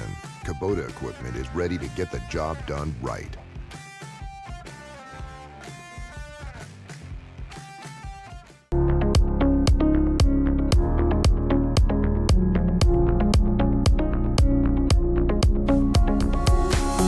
Welcome back, and delighted to have back with us today Richard Harris. He serves as the Executive Director of Truth and Liberty Foundation. That's also his website, truthandliberty.net. Check it out. He's an attorney. He has his own ministry. He's pretty active out there, and he's been very passionate and watching what's going on with the whole transgender issue in public education. You know, Richard, there's no saying you don't break God's laws break you. Covenant keepers win, covenant breakers lose. All of this seems to be an attempt to silence God's order for humanity. There's no question about that. And parents now are in shock. They may be in the shock and awe stage. It could turn to anger. You got to be careful about that. But what do parents do when they see their kids trapped in this stuff? Absolutely. So parents, first off, need to get equipped with, biblical truth first and foremost, and understand that all of this wokeism and these lies are, they're lies from the devil. And children are not born gay. They're also not born trans. God doesn't put people in wrong bodies. Children who, or any human being that struggles with same-sex attraction or with gender confusion is almost universally, they're in that position because of some form of trauma, abuse, neglect, rejection. And when we get to the root of those issues and we bring the love and grace and salvation of Jesus Christ into that, we minister it to that person, they find deliverance and they find healing. This is what parents need to do with their children that are encountering these issues. They also need to teach their kids as if they, to equip them with that biblical understanding. God made us male and female. We are unique and special in His sight, and all of these truths, so that they can stand when they are, subjected to groomers and this ideology in our culture. If your kids are in school and get groomed or get recruited and this sort of thing, what they need to do is first off, contact the school, object to it. If the school doesn't immediately rectify the situation, contact an attorney. There are many nonprofit law firms that are out there fighting for biblical values and Christian rights in our culture. Alliance Defending Freedom is one of them. They're mentioned in this case. They're representing the family in this Colorado case that we've already talked about, Perry. Another is Liberty Counsel. Matt Staver leads that. They're a great group. And there are many others. First Liberty with Ellie Shackelford. So these groups, these law firms would be happy to hear from you and help you assert your legal rights and stand up for what is right in our schools. Okay, back to something you said earlier, and that is that there seems to be a genuine hunger for truth, and young people are starting to seek that. Some have called it a silent revival or a quiet revival, that young people, say below the age of 30, are really realizing that they've been lied to, they don't know who to trust, and they're investigating faith. Do you think we as Christians are prepared for them to come in, because they're not going to look, smell, and act like us? Well, I think that's a great question, and And sadly, we're not as prepared as we should be. I know the grace of God is sufficient for us as individuals and as the church, and we will receive, and hopefully these young people will be discipled. But, George Barna's studies show that, only 4% of Americans have a biblical worldview. Inside the church, evangelical church, the number is not a whole lot better, in the low teens maybe. And so if we don't have a biblical worldview, how are we going to disciple these young people in the Bible? I think we inside the church need to take a good, long, hard look at how we are doing church today, because we have brought in all sorts of worldly approaches and worldly philosophies. We failed to recognize that the purpose of the local church is to make disciples. The purpose of the local church is not, quote unquote, to win the lost. That's what we do as individuals. If we can get back to the biblical basis or the biblical mandate that Christ gave us to make disciples, that means people who follow every command, who emulate him in every respect, not just getting our saved so we can go to heaven, but reflecting Christ in everything we do and think and say.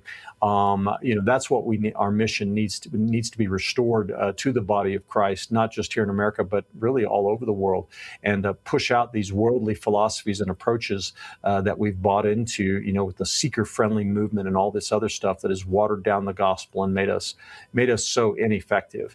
So sadly, I think the answer to your question is we're really not prepared. It's time to retool in a hurry and mobilize for this harvest that is coming in. If the government is starting to push out wokeism, it's being pushed out of the military, it's being pushed out of public or government agencies. I mean, this new administration is pushing it out. And some corporate America is now realizing that go woke, go broke. It really looks like that there is a genuine pushback. I guess we could say, well, yeah, it's wrong. But what should our message be if other agencies and government agencies and the military and even corporate America is starting to reject this? I'm wondering if we know how to handle the fact that this is going in our direction. Yeah, are we going to let defeat be snatched from the jaws of victory? Yeah. Right. Well, I want to caution people that what we see in this pushback, it's corporations, it's government too, but we're 10 months away from another election. And in this election, if we don't get involved, if we don't stand up and fight and do everything we can, Congress could end up going back into the hands of radical Democrats. And what I see on that side, I see no change of heart, Perry, amongst the Democrat leadership. In fact, I see lots of doubling down. New York City just elected a communist Muslim. Can we imagine that in the United States of America, a communist Muslim elected as mayor over our largest and most wealthy city? So what we've got to do is we've got to realize that we are in the midst of a war, a long-term war, a battle for the hearts and minds of this nation. And in any war, you have victories and you have losses. And we are right now on the other side of a massive victory in the election of Donald Trump. We're seeing some victories in corporations, like you mentioned, but these victories could easily be taken away from us if we sit back and relax and don't, double down our efforts. If we don't, take we have to realize how deep the incursion has been, how pervasive this ideology has gotten. And pastors, above all, have to wake up and have to take responsibility, not just to put butts in the seats in their church, but to disciple their communities. And, if we can look at this from the perspective of a war, a long-term war, and realize it ain't over until the white flag is flown by the enemy and we've, routed them from the field, spiritually speaking, of course, then, that's when we're going to have cause to rejoice. Right now, let's just keep our eye on the prize and keep working as hard as we can. One quick question. I got about a minute and a half. Do you think that the average Christian, and maybe even ministry leader understands at the end of the day, socialism is the enemy of the church? Oh, no. They clearly do not understand that. They don't see socialism as a spiritual issue. They see it as an alternative economic system, right? And many now today believe it as probably better than capitalism. Most believe, I think even inside the church, that capitalism is kind of nasty and greedy and yucky, right? And evil. And we don't like that. We don't want people wanting to get rich, right? It's wrong to want to get rich. But they don't realize that capitalism is really, the word capitalism was invented by Karl Marx. We ought to be using the word free market or free enterprise, that a free enterprise system is the biblical method. That's what God endorsed from Genesis to Revelation. He wants people free to exercise, their right to own and use private property to make the world a better place. The free market system is the only system in the world that rewards people for making other people's lives better. So I think, free enterprise, free market, socialism, this is a biblical issue just as much as marriage and family and even abortion. So we've got to teach the Word of God on that subject as well. Socialism only can totally work if there is no faith involved. And so you got to look at it that way. Hey, Richard, you're fascinating. We'll stay in touch. Let me say to our viewers and listeners, check out his website, truthandliberty.net. There's a picture of the landing page, truthandliberty.net. And stay connected with him and his foundation and his work. God bless you, my friend. Stay in the fight. We need you. All right. Thank you, Perry. God bless you. Okay.